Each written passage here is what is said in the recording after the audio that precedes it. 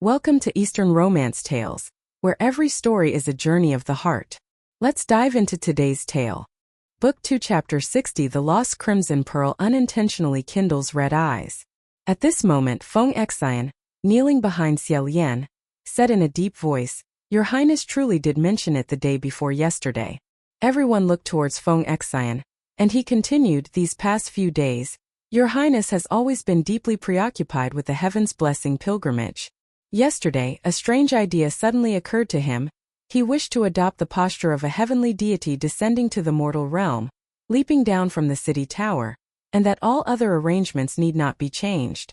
However, at that time, Your Highness was in the midst of practicing the flowing water ritual, unable to stop, and therefore dispatched Mu Qing to relay the message to the Guesher on his behalf, inquiring whether such a variation would be permissible. As he raised his head, a hint of anger was subtly hidden in his eyes, and he said, "Mu Qing returned and told Your Highness that he had informed the Guesher, so Your Highness assumed the Guesher had agreed, and proceeded today as planned." Who would have guessed that the Guesher was completely unaware, and nearly ruined the grand occasion? The crowd exchanged bewildered glances. The Guesher asked, "Has anyone heard of this matter?" The three remaining deputy Guesher shook their heads repeatedly, all exclaiming that they had not. The Guesher turned to him, his face, previously clouded with displeasure, immediately contorted into extreme fury, and he prasa. Mu Qing, are you intentionally provoking this by not reporting?" Both his words and the expression on his face clearly indicated he had concluded that Mu Qing was playing tricks. Xie Lian cast his gaze upon the slender youth, who knelt silently, pondered for a moment and spoke, "Guesher, I believe there must be some misunderstanding in this matter." Hearing this, Mu Qing slowly raised his eyes to look at him, his gaze dark. Xie Lian continued, "If it were a deliberate concealment and failure to report, then after a confrontation later, the trick would certainly be exposed, and when responsibility is pursued, no one could escape. Mu Qing is absolutely not a short-sighted fool. He would certainly not devise such a poor scheme. Moreover, what benefit would the absence of the reviewed divine warrior bring to demonic cultivators sharing the stage? I hope the Guesher will first hear his explanation, and then draw a conclusion." Having said that, he turned his head and said, "Mu Qing, speak. How did this happen?" Mu Qing lowered his gaze and softly reported, "Yesterday, Your Highness entrusted this task to me, and I relayed the message." The Guesher frowned and questioned whether you relayed the message or not. "Is it not clear to us? When did you relay the message?" Mu Qing replied, "Yesterday, 1 Kanjio after the evening lessons were concluded. At the time when the four Guesher were resting in the Four Symbols Palace, this disciple informed them from outside the window." The Guesher nodded his head and asked the three remaining colleagues, inquiring doubtfully, "Yesterday, after the evening lessons were done? What were we doing then?" As soon as he finished asking, it immediately came back to him, and his face involuntarily flushed with a hint of green shame. And the three deputy Guesher also coughed a few times, and vaguely replied, "We weren't doing anything. Just simply resting, that's right, just resting." Seeing the Guesher stammering, everyone's hearts immediately understood. At Huangji Guan, everyone cultivated quietly and acted purely, basically unable to partake in any games, only having a few small, refined pastimes to entertain themselves. Among these, the most popular was card performance. In other words, it was card playing. Moreover, they could only play in secret, unable to let others see. The Guesher, having been suppressed to the point of distraction for years at Huangji Guan, had thus fallen prey to this potent poison. Just throw them a deck of cards, and the inevitable result was forgetting themselves in the heat of battle, as if mad, as if drunk, in a frenzy. How could any external clamor penetrate their ears? If by coincidence Mu Qing came to inform them from outside the window at that time, then how many words could they have possibly heard? One deputy Guesher, feeling guilty, offered an excuse, well, it might be because there were too many people and his voice was too soft so we couldn't hear clearly." "That's right, couldn't he hear clearly?" The Guesher, still suspicious, inquired, "Yesterday, did you truly go to the Four Symbols Palace?" Mu Qing replied, "Absolutely true." As proof, he proceeded to describe the clothing, appearance, and accent of the Taoist disciple guarding the gate with not a single error. The Guesher could not but believe him, but immediately after, he frowned with suspicion again. "Then if you went to the Four Symbols Palace, You could have asked a fellow Taoist outside the gate to announce you, or simply gone straight in to explain in detail. Why insist on standing outside the window to relay the message? And not even check if we could hear you? Mu Qing answered in a low voice. This disciple did not fail to try. This disciple softly pleaded with the senior disciple guarding the gate there, but for reasons unknown, that senior disciple insisted on making things difficult for me, neither letting me in to relay the message, nor willing to help me pass on the information, and even opened his mouth to mock me, chasing me away. Pausing for a moment, he continued, this disciple had no other choice, and could only circle around to another side of the Four Symbols Palace, standing outside the window to inform the guesher. After this disciple finished speaking, I vaguely heard a guesher respond with understood, withdraw, and this disciple assumed that was an agreement to your highness idea, and thus retreated. The guesher fell silent. In the heat of their card game full of blazing enthusiasm, how could their minds possibly pay heed to anything said outside? Even if they did hear something, wouldn't they all casually respond with understood? In reality, it's likely they wouldn't even know from where the voice echoed. Xie Lian frowned, showing his disapproval. Could such a thing possibly happen? Which Taoist disciple was so overbearing and arrogant? To be so disrespectful towards someone sent by another? His audacity truly isn't small. Although Xie Lian and the people of Huangji Guan usually got along very amicably, almost never acting self-important or arrogant, yet after all, he was still a heaven-blessed prodigy, a crown prince and revered master. At this very moment, though kneeling before a divine statue, his demeanor held not a single trace of humility. Once he became serious, his presence was naturally awe-inspiring, even without anger. Everyone fell silent like winter cicadas, while the expressions of the imperial preceptors became subtly complex. Xie Lian questioned yesterday when you returned, why did you not tell me about this matter? Mu Qing, still kneeling, turned his body, kowtowed to him, and replied in a mild tone, Your Royal Highness, the Crown Prince, please do not pursue that senior disciple. Yesterday when I returned, I did not speak of it to your highness, because I hoped not to blow the matter out of proportion. Originally, it was not a big deal at all. On the contrary, if your highness were to step forward on my behalf, harmony among fellow disciples would be damaged. Xie Lian did not agree in the slightest and said indignantly, what kind of harmony among fellow disciples is this? Humiliation, using a fellow disciple as a punching bag? Hearing this, the expressions of the group of imperial preceptors on one side became even more subtly complex. Such a matter occurring was actually, when all was said and done, because the imperial preceptors did not like Mu Qing. Since they disliked him, the group of Taoist disciples serving by their side naturally also understood their intentions. Moreover, Mu Qing himself was indeed not particularly well liked. Therefore, his fellow disciples did not make things easy for him, troubled him, criticized him in various ways. Such an attitude was actually exceedingly normal. This precious disciple, of course, did not intentionally mock them, but truly, he did rub a little salt into their wounds.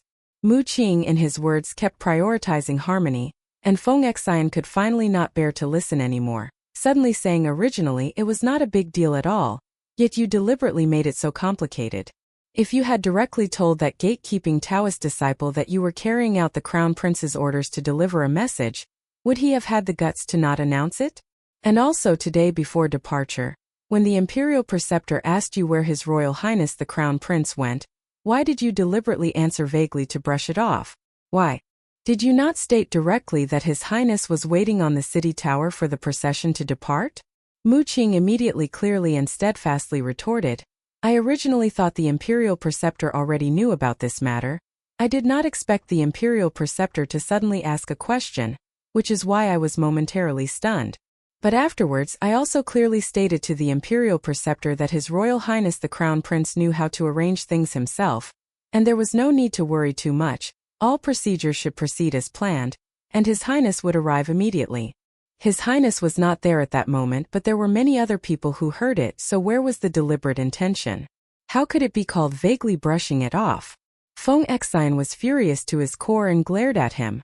But carefully thinking back, it was true that Mu Qing had said so at that time. It was just that the imperial preceptor's heart was burning with anxiety, and basically did not dare to casually allow the departure.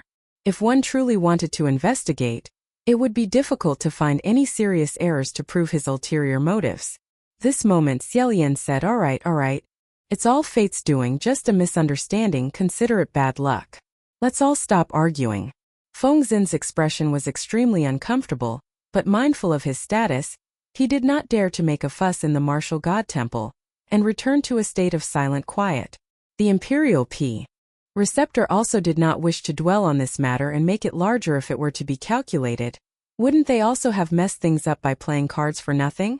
Therefore he waved his hand and said, AI, let's talk about it later.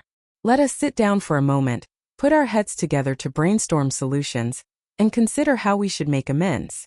The three of you all withdraw, change your clothes, and do what you should do. Xie Lian slightly bowed and immediately stood up.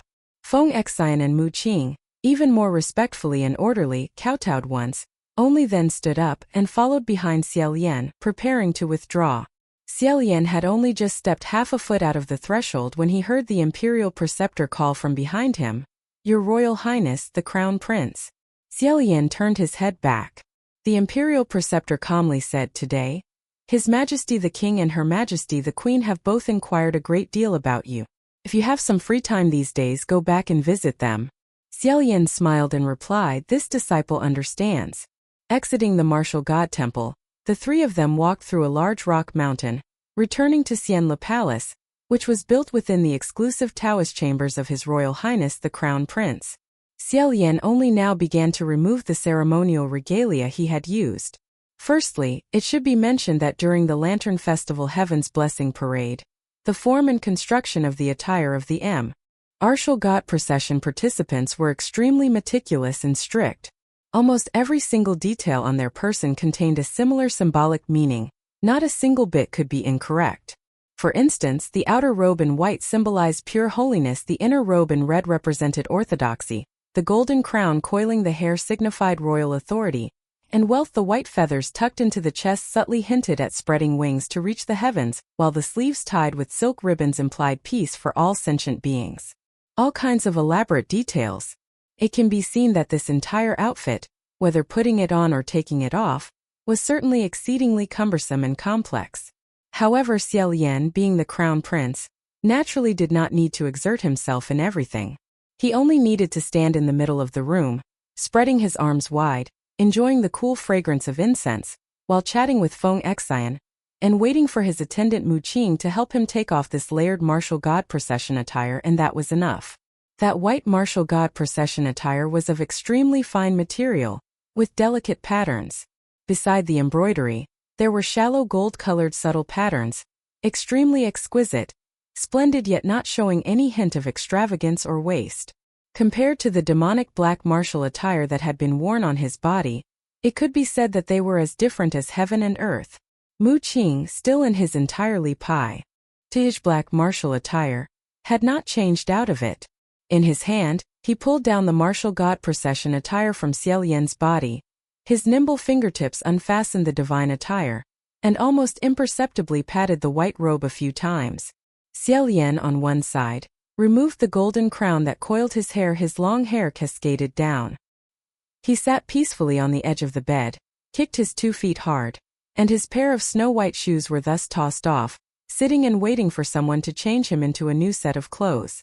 After waiting for a moment, he saw Mu Qing remain motionless. He tilted his head and asked, What's wrong? Mu Qing very quickly regained his senses and replied, Your Highness, this martial god procession attire seems to have a bit of dirt on it. Xie Lian uttered an ah and said, Bring it here for me to see? Indeed, on the snow-white martial robe, 2 smudged black handprints suddenly appeared. Xie Lian glanced at it and said, Is it from that little friend who fell from the city wall just now, leaving these marks? I remember the child at that time clutched my clothes tightly, unwilling to let go. That little child's face was also wrapped full of bandages. I also don't know if it was from a fall or how it became like that. Feng Xian, did you help it check its wounds? Feng Xian was hanging up the precious sword used during the martial god procession and the horse-slaying saber, and replied irritably, No, I didn't check. I let it out of the palace fall.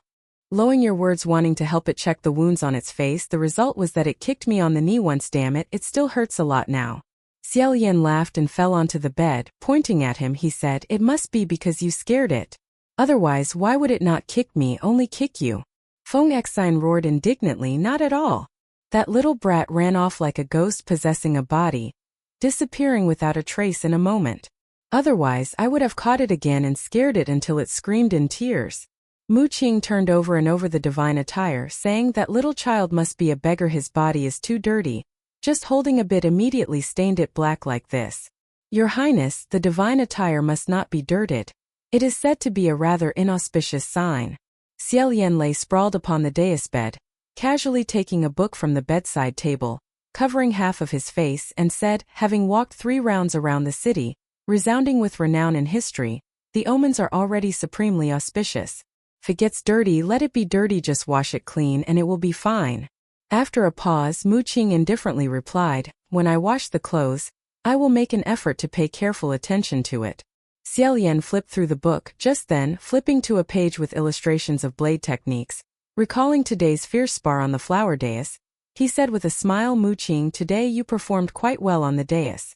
Mu Qing's show. Elders stiffened slightly. Xie Lian continued, I only just realized today that your use of the saber is vastly superior to your swordplay. Mu Qing's countenance finally relaxed. He turned around, a faint smile appearing on his face, and asked, really? Xie Lian immediately replied, however, I'm afraid you are a bit hot-headed. Using a saber and using a sword are 2 completely different concepts, you see.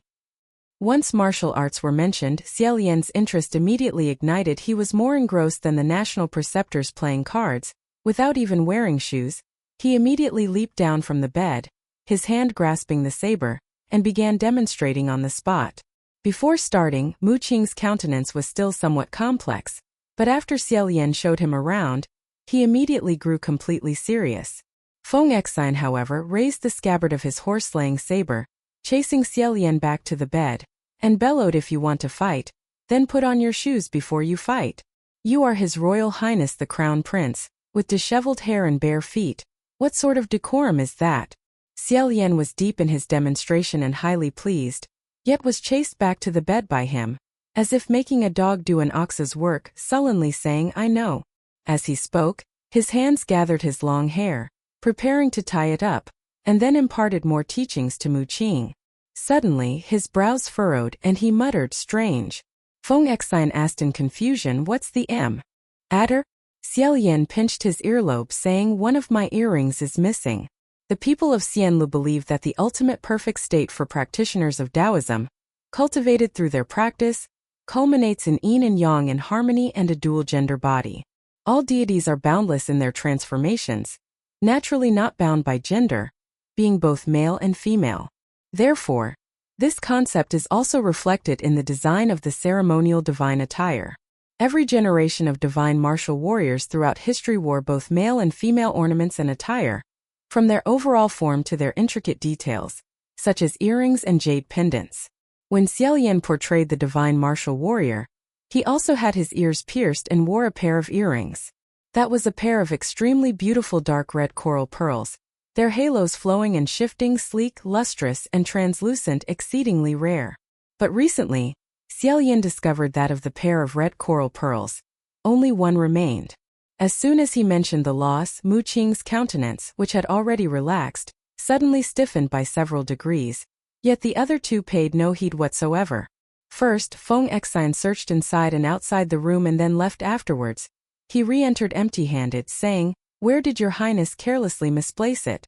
Something like an earring is impossible to find.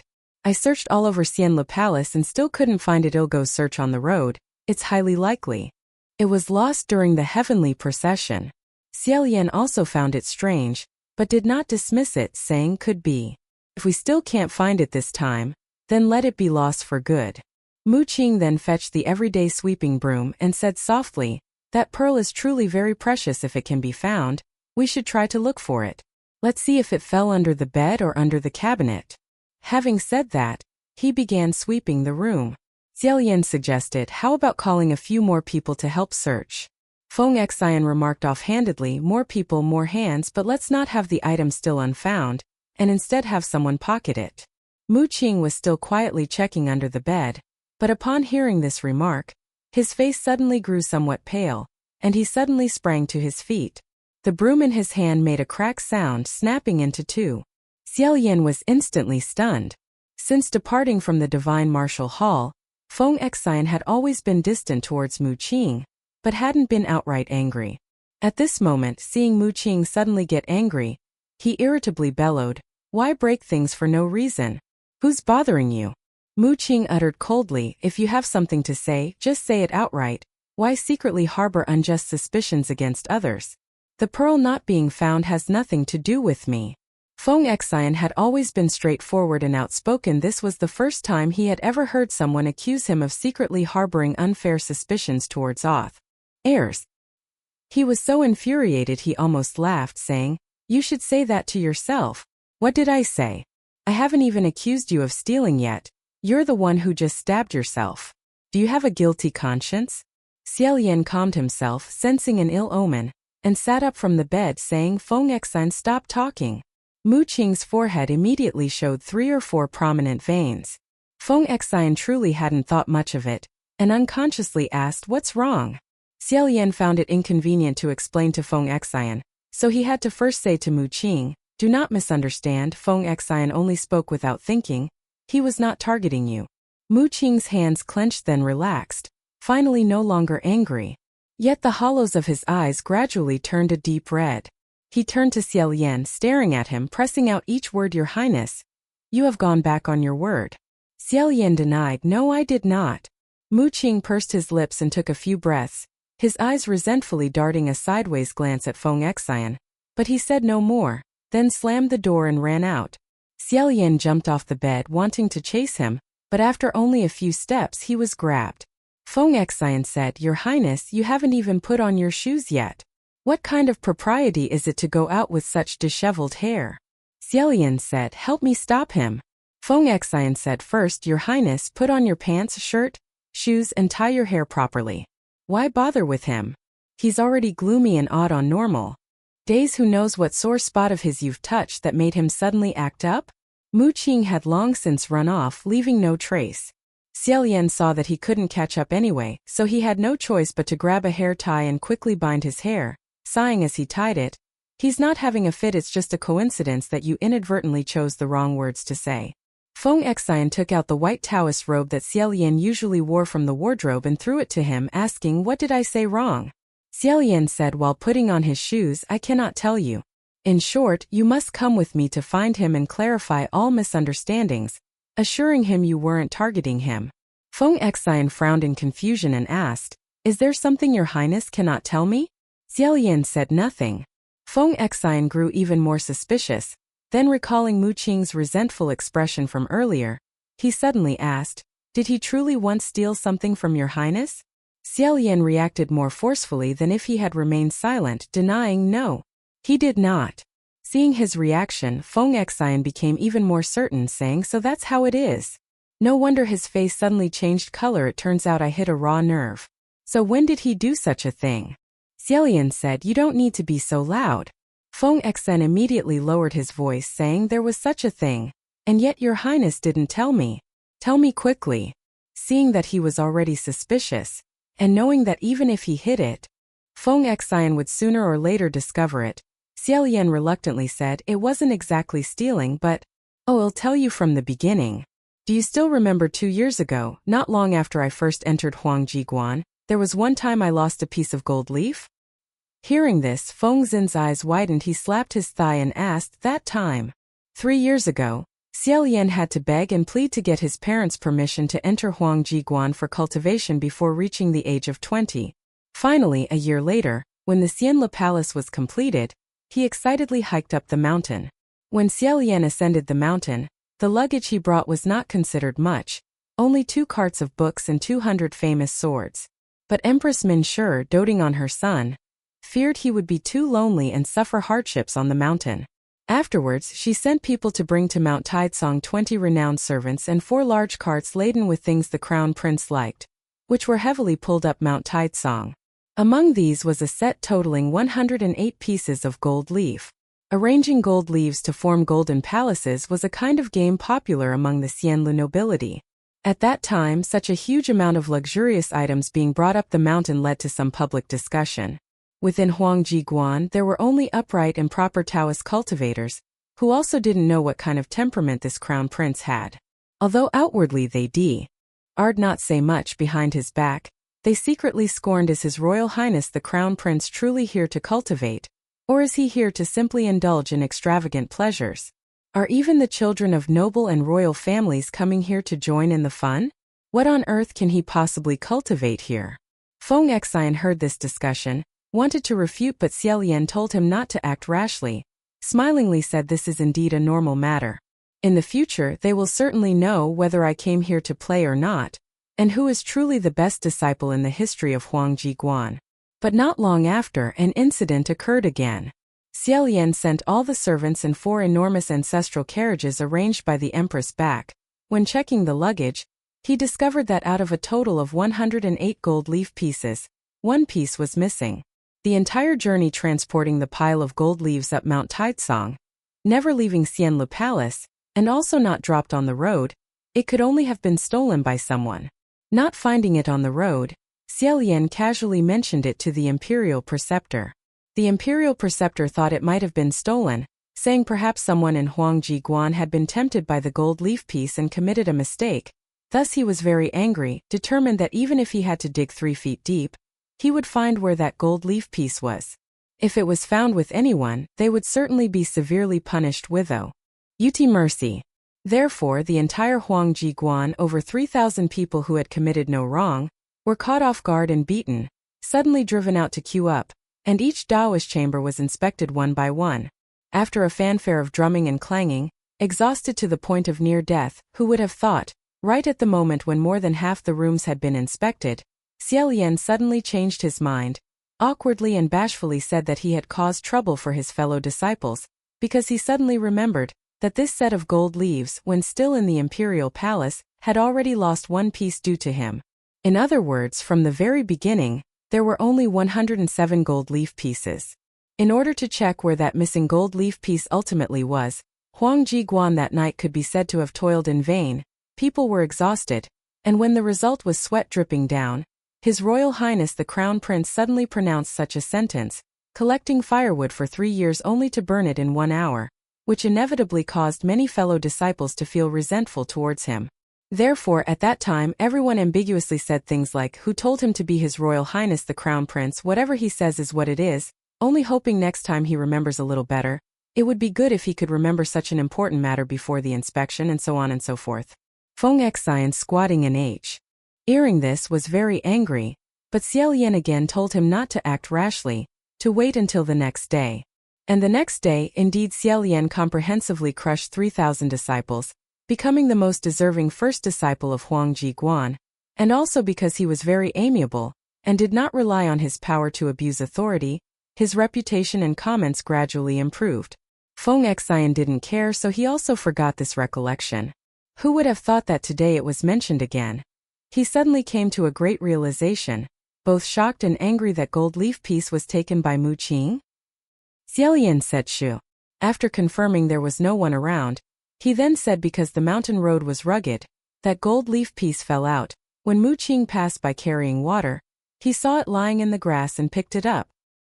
He hid it under the mat, not knowing how to deal with it, and as a result, that evening the imperial preceptor suddenly attacked, driving everyone out to search people in rooms. At that time I didn't know him yet, I just saw a menial servant with a very poor complexion.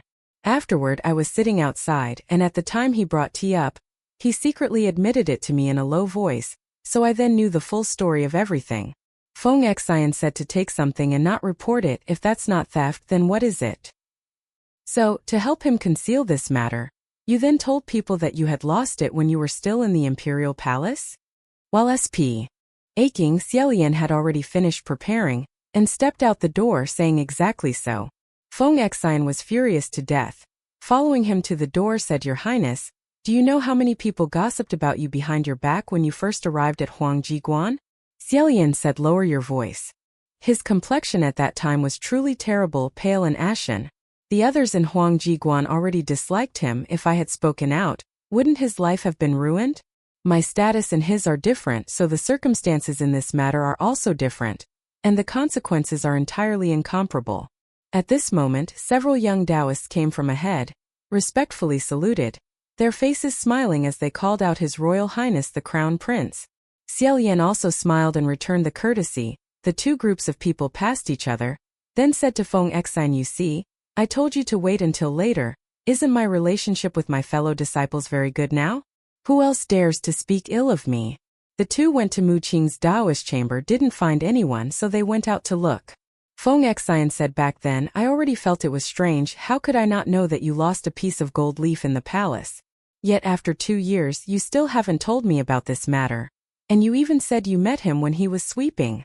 Xie Lian said afterward, "He again implored me not to tell anyone else. And since I had already agreed, it was as if I couldn't tell anyone, including you. Now that you know, consider me to have broken my word. But you absolutely must not tell anyone else." Feng Xine said, "This doesn't count as breaking your word. It wasn't you who told me, but rather he himself had a guilty conscience that revealed clues, allowing me to catch him out." Xie Lian threateningly said, No, quickly swear an oath. This matter absolutely must not be spread outside. Otherwise, I will cut off all ties with you, and furthermore, you will not be able to marry a wife." Feng Xine choked and coughed, cursing, "You cut ties with me. The very first day after we cut ties, all the common folk throughout the nation of Xianlu will know one thing. When His Royal Highness the Crown Prince was getting dressed, he was constricted by his own pair of socks and fainted. Fine. Absolutely not to be spread. Damn it, who would be interested in flapping their lips and wagging their tongue?" Pausing for a moment, he continued, "Perhaps he still believes that I targeted him because I knew he kept that gold leaf piece, when in fact I simply don't like people like him. What kind of grown man thinks this and that all day long? He must have suspected you told me a long time ago. Even palace concubines might not be as sentimental and melancholic as he is. Just looking at him is annoying." Xie Lian retorted, "It's not as bad as you say. Up until now, I've never heard of anyone losing things in Huangji Guan. It seems this is his first offense. After all, it's also because of his mother. In any case, he has repeatedly promised me that he will not reoffend in the future. Giving him a chance is not a problem. He has also kept his word. And today, when that little friend fell, if Mu Qing hadn't cooperated with me, the Heavenly Tour sacrificial ceremony would not have ended so gloriously." Feng Xine chuckled and said, "Anyway, you have already completed 3 rounds renowned in history. Of course he shouldn't continue to make you feel stifled. Your Highness, I tell you, not a single word of what he said in the martial god temple today do I believe. Throughout Huangji Guan, who doesn't know that when the Imperial Preceptor plays cards, he doesn't even recognize his own kin? And he chose precisely that moment to speak, stubbornly refusing to clarify whose orders he was obeying, as if deliberately trying to spoil things." Xie Lian shook his head again and said solemnly, "Actually, speaking of this matter, perhaps I also didn't think it through thoroughly enough. I know Mu Qing is not liked by everyone. I intended to let him help me with more tasks so people, knowing he is my servant, would also be a little polite to him. But I didn't expect people to be so impolite to him. Not only were his tasks not done well, but he also made his subordinates feel aggrieved. If you look at it from another perspective, you will find that his strange, unpredictable temperament also has its excusable points." Feng Xine strongly disagreed, saying, "That's because he's eccentric. Why do you take everything upon yourself? You are His Royal Highness the Crown Prince. If you want to promote someone, why would you treat that person badly? Your Highness, I truly don't understand why you value him so much." Xie Lian smiled faintly and said, "Feng Xine, you know that in this world many people are like heartstones in my eyes." Feng Tin felt it hard to understand. As for Xie Lian, he still walked with his arms crossed, saying, "Hard stones are easy to find, beautiful jade is hard to seek. For so many years like this in the martial arts world, I have only seen 2 people worthy of being called beautiful jade. One piece is you. The other piece is precisely him."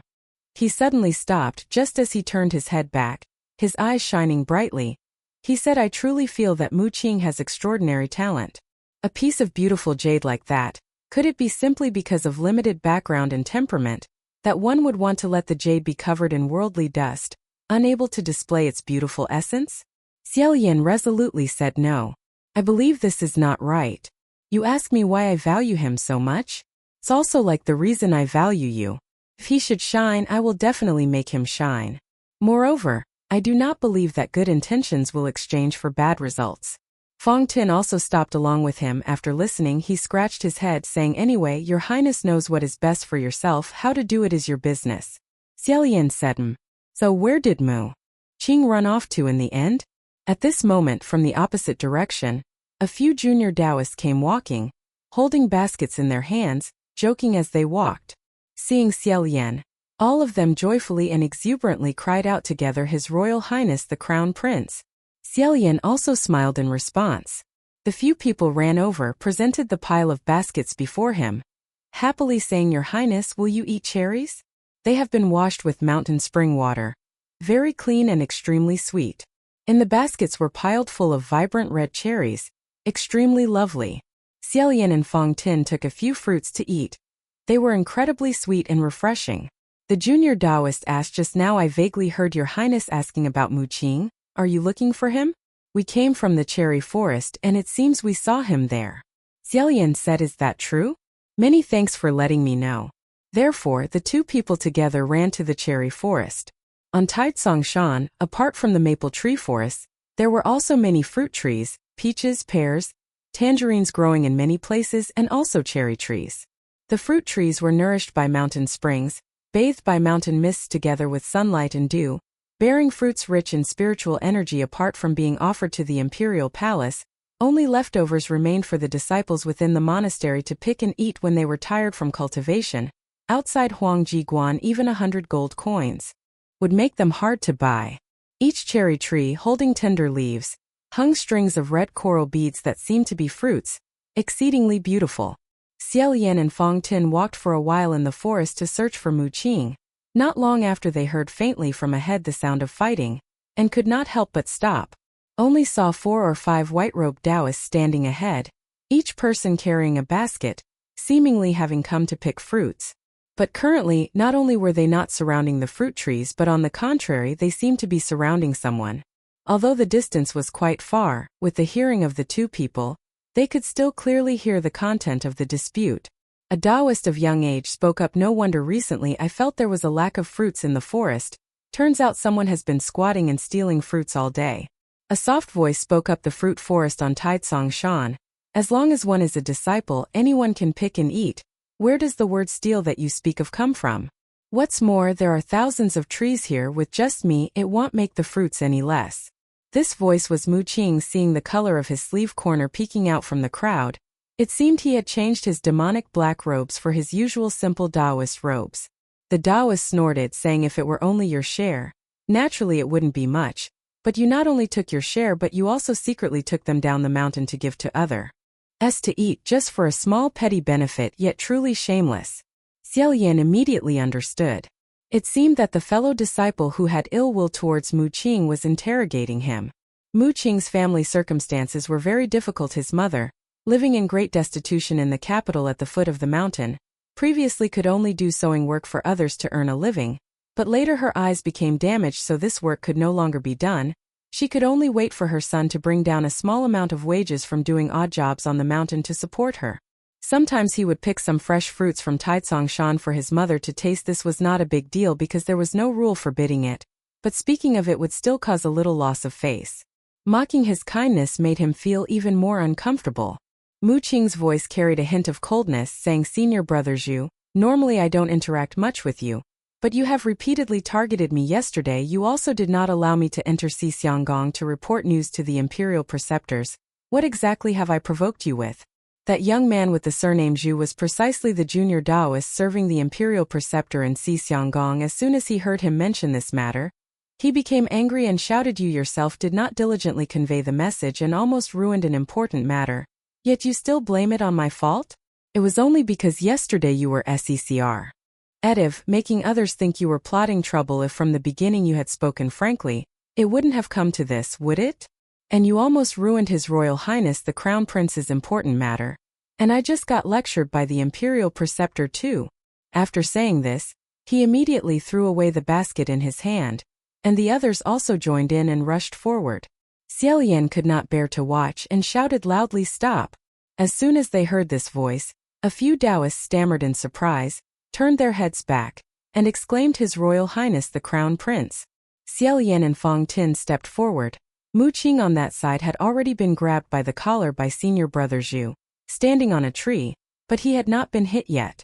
If there were a fight, Mu Qing taking on 20 would certainly hold the upper hand, but if he still wanted to enter Huang Jiguan, he absolutely could not fight. Xie Lian smiled and said, "What are you fellow disciples doing?" Zhu Shixiang's appearance could be described as that of a pale-faced youth, and he had always greatly admired His Royal Highness the Crown Prince. Hearing this, he was startled, quickly ignored Mu Qing and said, Hey, we.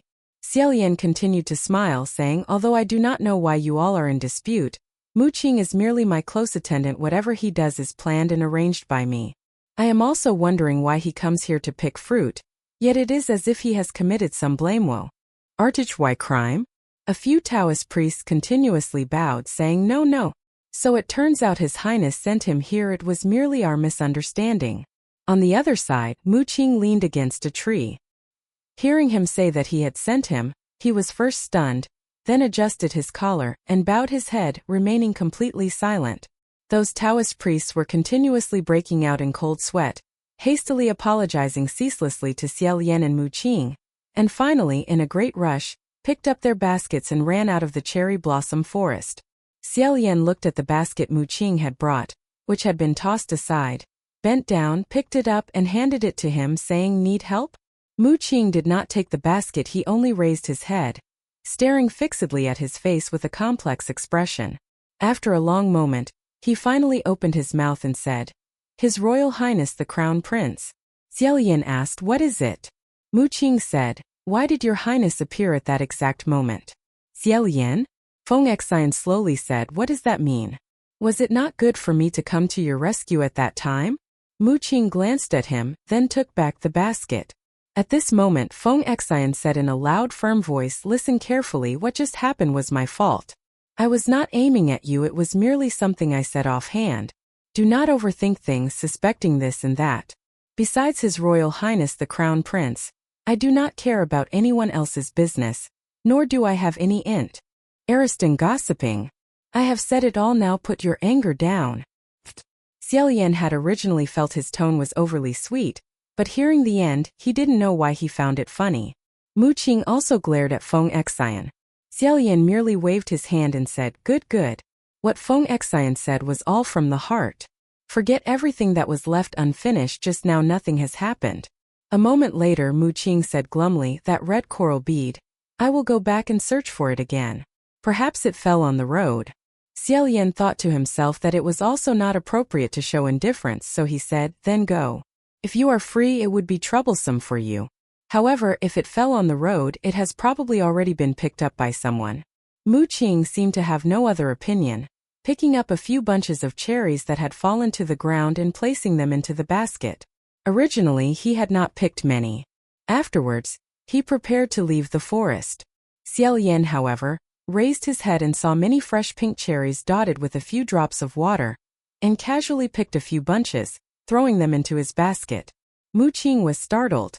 Xie Lian said, "Next time you come to pick fruit for your mother, just say you came to pick under my orders, and then no one will say anything.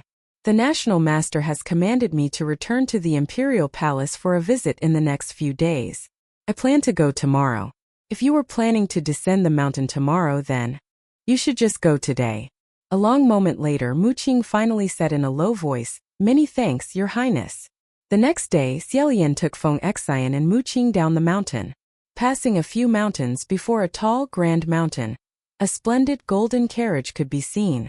A youth dressed in brocade, wearing a necklace and holding a horsewhip, lay before the carriage, his long legs crossed, appearing divine and spirited. As soon as he saw Xie Lian emerge from the mountain gate, the youth leaped up, ran wildly towards this side, and shouted with utmost joy, "Crown Prince cousin." This youth was, of course, Shi Rong.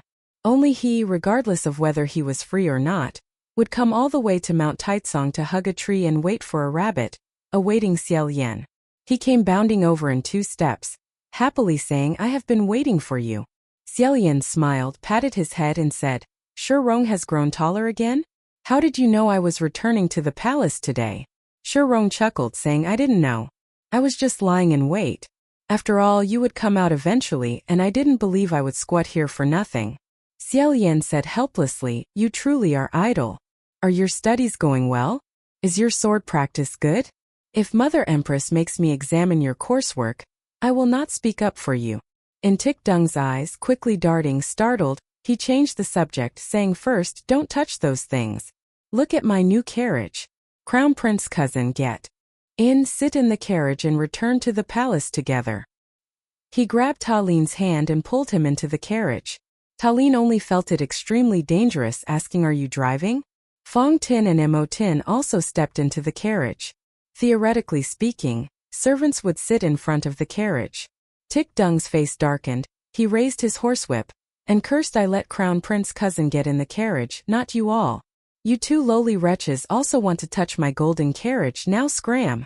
Ta Lin softly rebuked Tick-Dung. Fong Tin had met Tick-Dung several times, long knowing that his nature was to call others wretches when opening his mouth and go die when shutting it. But Mo Tin had never entered the imperial palace, naturally. He had also not intimately interacted with this little Prince Jing. Tick-Dung was extremely wronged, but seeing Ta Lin seemed about to leave the carriage, he had to painfully endure and agree to let those two wretched scoundrels ride in his precious golden carriage. Frankly, from the moment the three got into the carriage, all regretted it. Tick-Dung's driving skill was truly like that of a madman. The horsewhip in his hand ceaselessly lashed forcefully in his mouth. He cursed what wretched things, lashing frightfully at the white horse, making the wheels fly wildly, running chaotically all over the main road. Ta Lin continuously shouted stop. But he did not cease, many times nearly crashing into pedestrians and stalls. Morlu. SS Fong Tin and Mo Tin also had to frequently grab the reins to stop the carriage at the edge, otherwise, a single run-through would have required compensation for at least 20 lives. Waiting until they arrived in front of the imperial palace, the wheels finally slowed. Ta Lin, Fong Tin and Mo Tin, all three, collectively breathed a sigh of relief. Ta Lin wiped away cold sweat. Fong Tin and Mo Tin each were lashed by Tick-Dung more than 10 times. On their hands were all whip marks. Meanwhile, Tick-Dung stood up, one foot stepping on the rump of the tall white horse, smugly saying, Crown Prince cousin, how was it? My driving wasn't bad, was it? Ta Lin got out of the carriage, saying, I will ask Father Emperor and Mother Empress to confiscate your carriage. Tick-Dung was alarmed. Why would that be? The national customs of Xianlu were 1. To love gold, 2. To like precious stones, 3. To favor beauties, 4. To cherish music, 5. To adore poetry and painting. The Xianlu imperial palace was a scorching crucible that possessed all things they loved. Passing through such a large plaza, stepping through the long vermilion corridor, the things there were not all lavishly wasteful golden bricks and jade statues. Everywhere one could see exquisite poetry and painting. Occasionally, ethereal music drifted, just like a celestial realm. The imperial palace was Ta Lin's home. He had lived here from childhood to adulthood. The year Fong Tin was 14, he was chosen as a guard. Having seen much for a long time, he was not surprised. Only Mo Tin was seeing such architecture for the first time. He could not help but be utterly astonished. But the more astonished he was, the more cautious he became, the less he dared to let others guess his thoughts, the less he dared to take a single wrong step. Ta Lin walked ahead and saw Manti Empress in Tai Fuang Kung, sipping from a small teacup, having already heard from others that His Royal Highness the Crown Prince had returned. She was so overjoyed that her eyebrows curved. Her son had not yet approached when she extended both hands, saying finally, You left the mountain to visit your mother? Fong Tin and Mo Tin stood guard outside the hall. Ta Lin and Tick-Dung entered the hall, walked over, lifted his mother's hand, and said, Didn't I come home once 2 months ago? The Empress rebuked you. This child truly has no conscience. Dunger even knows to care for this old one. But you went for 2 months without bothering to come home, and then still brazenly argue as if you're reasonable. Ta Lin laughed and said, Where is Mother Empress old? Clearly you are also several decades old. But at first glance you look no older than your son. The Empress listened, feeling secretly pleased. Although her son was so grown, and she herself lived in luxury, so she maintained herself exceedingly well, still a beautiful and graceful lady, but her mouth still complained, saying flattery. Ta Lin saw small jade cup on the table. The thing inside diffused a strange, fresh fragrance. He asked in surprise, What is this? Having said that, he immediately picked it up, and the Empress blurted out, Don't drink it. That cannot be drunk carelessly. Book 2 Chapter 63 Losing the Crimson Pearl unintentionally provoked red eyes for. Ta Lin asked in surprise, what is it that cannot be given for me to drink? The Empress took back the small jade cup, gently pressed the corner of her handkerchief into it, wiped a few times towards her face, saying a few days ago, Tai Thuong's son presented many fresh fruits to the palace. I don't like to eat cherries, but there was a remedy that said they could be pounded to a paste for a face mask. So I squeezed a little to try, just finished using it, and was preparing to call someone to pour it away. How could I give it to you to drink? Ta Lin burst into laughter upon hearing this, suddenly remembering yesterday's matter. All year, Emotin's mother only got to eat cherries a few times. Emotin, while picking cherries on Tai Thuong's son, was also mocked and ridiculed by people. It was hard to avoid feeling a bit dejected. Fearing Emotin would hear and feel uncomfortable, so he gave a smile and changed the subject, saying, then is there anything that I can eat? The Empress laughed and said, if you speak like that, outsiders will mistakenly think I'm starving you. But in truth you have been a picky eater since childhood. No matter how I feed you, you can't get fat. You've been on the mountain for so long that you're now skin and bones. Today whatever mother asks you to eat, you must eat. You are not allowed to be picky. Mother and son chatted together. The Empress very worriedly asked about the unexpected incident during the heavenly procession ceremony. According to the imperial preceptor, the matter seems very serious. What is the right thing to do? You will be punished, won't you? Before Ta Lin could reply, Tik Dung interrupted. Humph, this isn't Crown Prince Cousin's fault. The child falling from the city wall isn't his fault either. If punishment is desired, then that scoundrel should be punished. Ta Lin thought to himself, similar to this scoundrel. Seeing him mock Tik Dung, the Empress burst out laughing. Coincidentally, she then noticed the two people outside the hall, saying, who is the child beside Fong Tin? I feel that since meeting you, your subordinate has increased by one person. Therefore, Ta Lin happily replied, this is Mo Tin. He is the one who played the role of the demon on the stage yesterday. Hearing this, Tik Dung's eyebrows raised slightly. The Empress continued, oh? Call him in here for me to see. Fong Tin, you also come in. So Fong Tin and Mo Tin entered the hall, half kneeling before the Empress. The Empress decorously looked at Mo Tin for a moment, then said to Ta Lin, yesterday I saw him fight quite well, but his face, no matter how one looks at it, is still young. This appearance would make Popi Lu think of a refined prime minister rather than someone who wields a blade so powerfully. Xie Lian smiled, is that right? I also feel he is very capable. At this moment Qi Rong, however, said coldly, oh? Was the demon from yesterday him? As soon as he finished listening, Xie Lian immediately knew something was wrong in his heart. Sure enough, right after that, Qi Rong suddenly fiercely snatched the jade cup that was just on the table, splashed it onto Mu Qing's head, and said, this is your reward. Xie Lian, with swift hands and quick eyes, deflected his hand, which was why it didn't splash onto Mu Qing's face. He picked him up with one hand, scolding Qi Rong, what are you doing?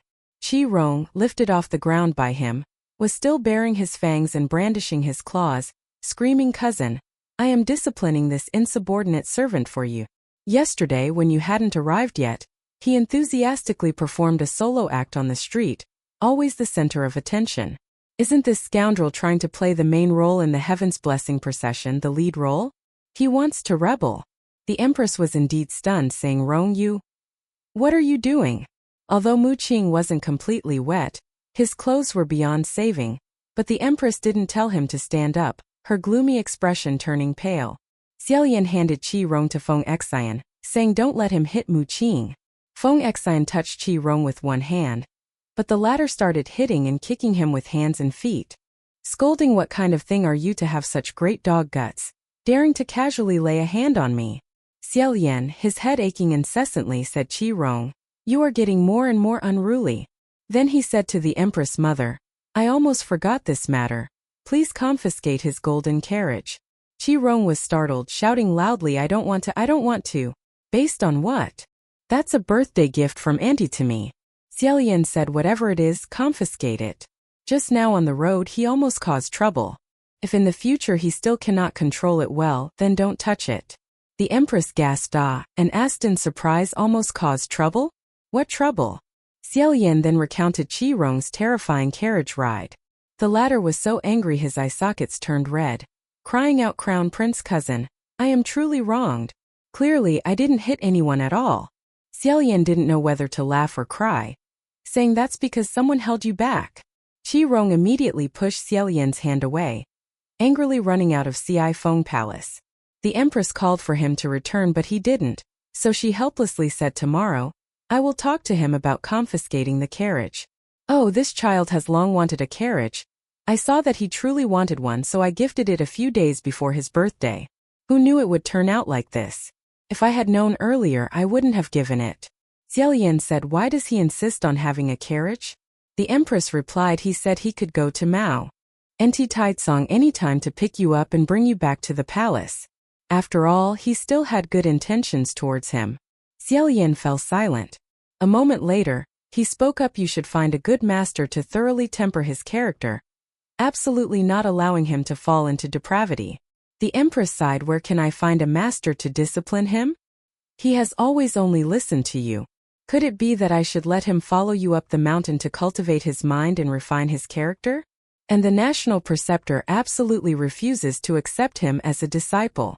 Reflecting on it, Xie Lian found it both amusing and frightening. He shook his head, saying with Qi Rong's temperament entering Huangji Temple, I'm afraid the entire Mount Taizong would be in utter chaos. This problem gave the mother and son a headache. Unable to find a solution, they temporarily set it aside. At dusk, after Xie Lian met with his parents again and chatted for a while, he had to leave the imperial palace once more. Everyone knew that His Royal Highness the Crown Prince was wholeheartedly devoted to cultivating the Tao. From Mount Taizong he entered Huangji Temple, always seeing his parents little and being distant much. Regarding this, the emperor did not say much, but the empress was reluctant to part.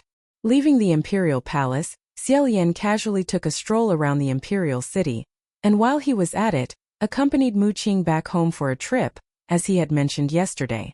High red gates and chaotic slums of the poor often were separated by only an alley.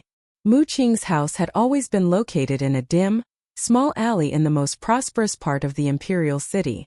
As soon as the three of them entered the mouth of the alley, 5 or 6 children in tattered clothes rushed over, eagerly saying, Brother has returned. Xie Lian was surprised, wondering why they immediately called brother upon seeing them. Then he instantly realized that the children weren't calling him brother, but rather Mu Qing. The little ones sweetly called Mu Qing, but he didn't pay attention, saying, Not this time. Don't call me that randomly, kids. His face showed no emotion, yet his tone wasn't cold. Afterwards he said to Xie Lian, Your Highness, don't mind them, these are just the children living here.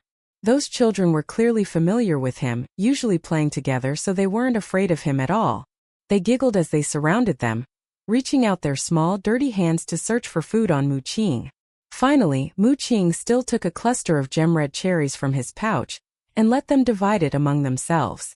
Seeing this, Feng Xian was also very surprised, seemingly rarely seeing Mu Qing do such a thing.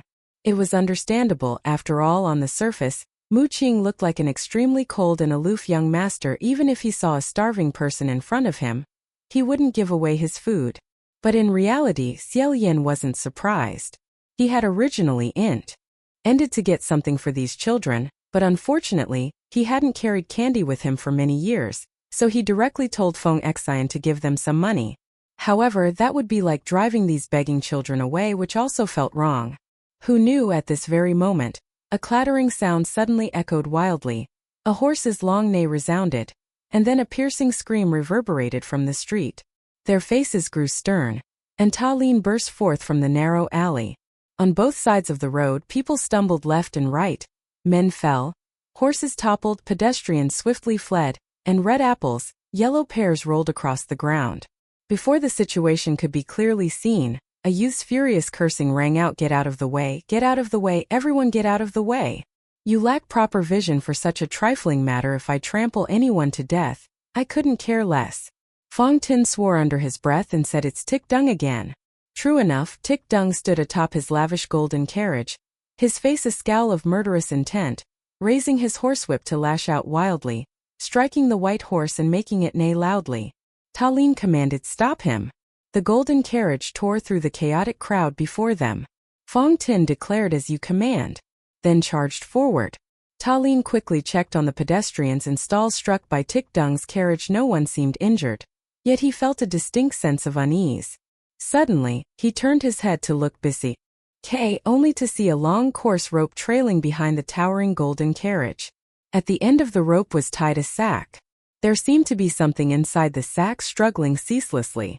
From its movements it could only be a person. In a flash, Ta Lin felt his skin crawl with dread. Immediately thereafter, he bounded forth. The white horse, whipped by Tick Dung until it lost its wits, bolted madly. The carriage wheels spun wildly. Fong Tin stood ahead, blocking the horse, but it seemed he couldn't halt it immediately. Meanwhile, Ta Lin, with but 3 strides, caught up to the carriage, drew his long sword from its sheath and swung it down. Severing the rope, the sack tumbled to the ground, rolled twice, then lay still. Ta Lin bent down to examine it closely. He didn't know how long it had been dragged along the ground. It was worn through in many places from friction, utterly filthy, stained with patches of blood, resembling a bag for a corpse. He then lowered his sword to sever the rope binding the sack, opening it. A mere glance was enough to confirm there was a person inside. And furthermore, it was a child. Ta Lin tore open the entire sack. The child within was curled into a ball, clutching its head tightly. What clung to its utterly filthy clothes was not oversized footprints, but fresh blood. Its hair too was matted with blood, a chaotic tangle, clearly showing signs of torture, making it truly difficult to discern that this was a human being. This body, most only 7 or 8 years old, was incredibly small and trembled as if about to shed its very skin. It was incomprehensible how it could have survived such an assault and being dragged across the ground. Ta Lin immediately placed a hand on its neck, and finding a pulse that was not weak in the slightest, he let out a sigh of profound relief. He then instantly scooped up the small body, turned his head, and with a barely contained fury bellowed, "Fong Tin, stop Tick Dung for me at once!" Truly, never before had he imagined that such a thing could occur in the kingdom of Xianlu. In broad daylight, right on the main thoroughfare, a noble had tied a living person into a sack and dragged them behind his carriage. If he hadn't happened upon it and intervened, wouldn't this child, still very much alive, have been dragged to death? From far ahead, successive neighs and Tick Dung's furious roars echoed. Immediately thereafter, Fong Tin's loud voice rang out, "He's been stopped." Ta Lin, with a few quick strides, caught up. At that moment, Tick Dung let out a pained shriek and angrily roared, "A lowly servant like you dares to be so audacious to injure me? Who gave you such audacity?" It turned out Fong Tin had not merely stood below to block, but had snatched the reins. Naturally, Tick Dung wouldn't yield them, struggling to snatch them back. In the urgency of the moment, he was inadvertently pushed from the carriage by Fong Tin. He tumbled several times on the ground, his knee tearing open, and seeing people gathering to watch from all directions, he felt nothing but discomfort and raging indignation. Ta Lin spoke up, "I permitted him." Tick Dung's mouth fell slightly open, and he uttered, "Crown Prince cousin." Ta Lin angrily chastised him, "Look at what you've done. Tick Dung, I truly am." At that moment, he suddenly felt the child in his arms stir slightly, as if slowly loosening the 2 hands clutching its head, peeking at him from within the crook of its arm. Ta Lin instantly reined in his anger, bent his head and said gently, "How are you? Is there any particular place that hurts?" The child, surprisingly, was still conscious, not pained to the point of fainting, nor scared into a stupor, and it shook its head. Ta Lin saw that less than half of its face was revealed, drenched in fresh blood. He wanted to check if its head was injured, but to his surprise, the child desperately covered the other half of its face, refusing to let him see. No wonder the more Xie Lian looked at him, the more familiar he seemed. This little child had not even changed clothes yet, and also because he had been beaten and dragged on the ground, he was even more filthy, completely unrecognizable as wearing the same clothes, and even less recognizable as the same person. Xie Lian could not bear it any longer and shouted, "Who told you I wanted to vent my anger? What does this child have to do with it? He did nothing wrong." Tick Dung again spoke eloquent. "Oh, why, full of reason, arguing of course he is wrong. If it weren't for him, why would you have been reprimanded by the imperial preceptor?" The noisy quarrel drew more and more passers-by to gather around, whispering amongst themselves. Coincidentally, at this moment Mu Qing also stepped forward, Tik Dung raised his whip and pointed at him, his expression indignant and carrying a hint of resentment, saying, "And this servant too.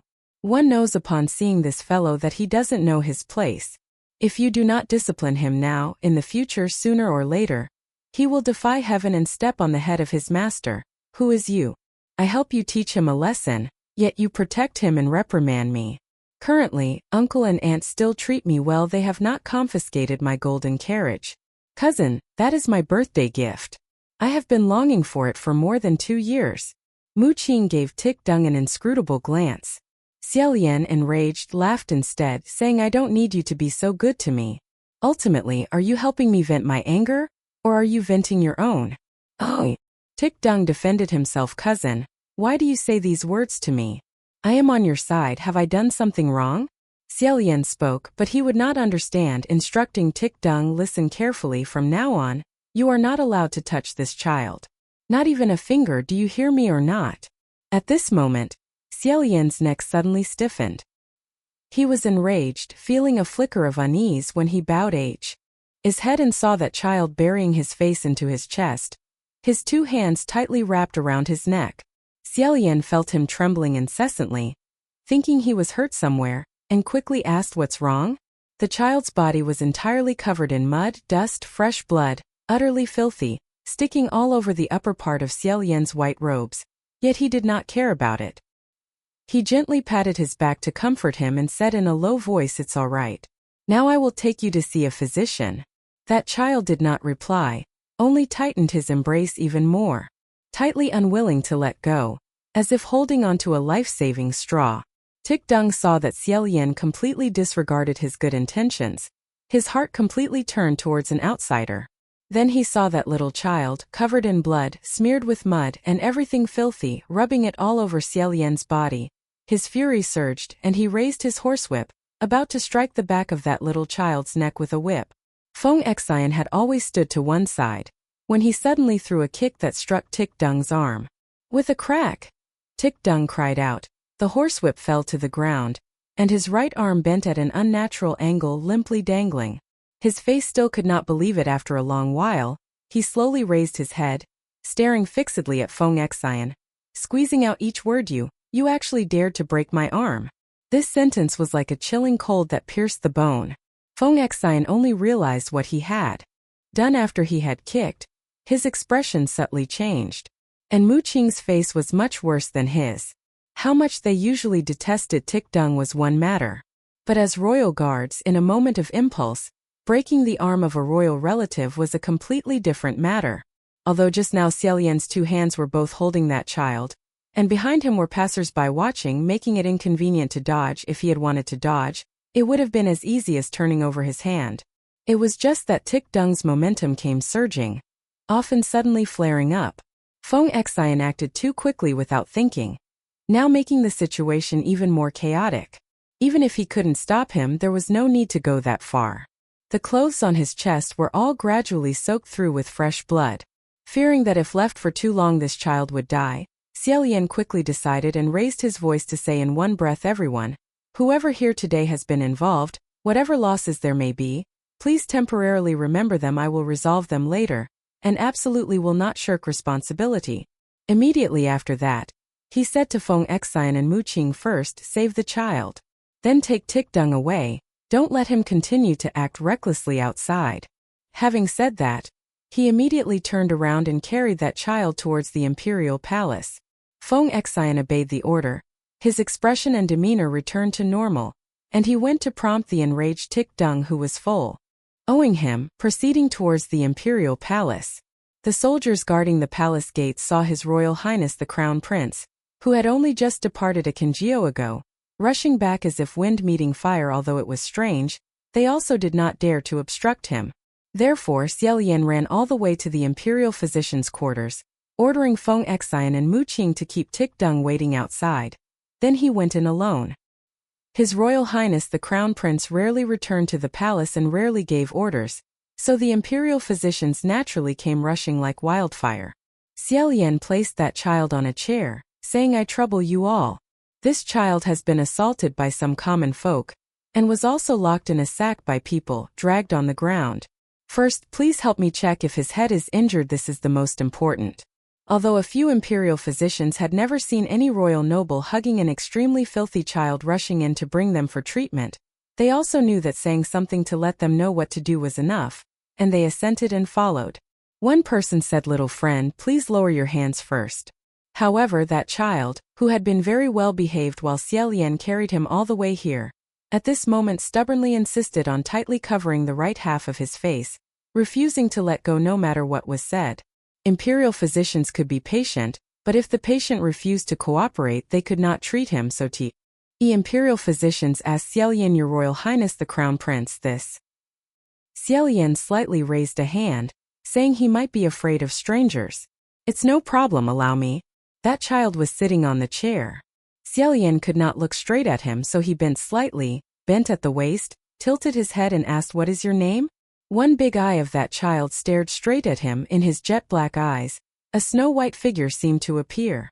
If one were to describe this kind of gaze, it was truly like an unsettling whisper in the ear. As if enchanted, possessed by a ghost, it should not appear on a child. After a long while he then bowed his head, saying, "Hong." His voice was both low and small, a little unclear as if he hadn't thought about it at all, and a little shy. Xie Lian generally only clearly heard the word Hong, and asked again, "How old are you?" That little child said 10 years old. Xie Lian had only asked casually, wanting to distract him and make him lose his guard. Hearing him shyly answer 10 years old, he was stunned, thinking to himself, "I thought he was only 7 or 8, but he's already 10 years old? This child is really too thin and weak." Pausing for a moment, Xie Lian smiled, saying, "Currently the esteemed physicians will examine your wounds. Don't be afraid, release your hands, all right?" The child, after hearing, hesitated again, shaking his head. Xie Lian asked, "Why do you refuse?" Silent for a long while, he then said, "You. Gel, why?" He only replied with one word. No matter how much he was persuaded, he refused to release his hands from his head. Xie Lian swore he wouldn't say it was ugly, he wouldn't look, even if he turned his back it was still not permitted.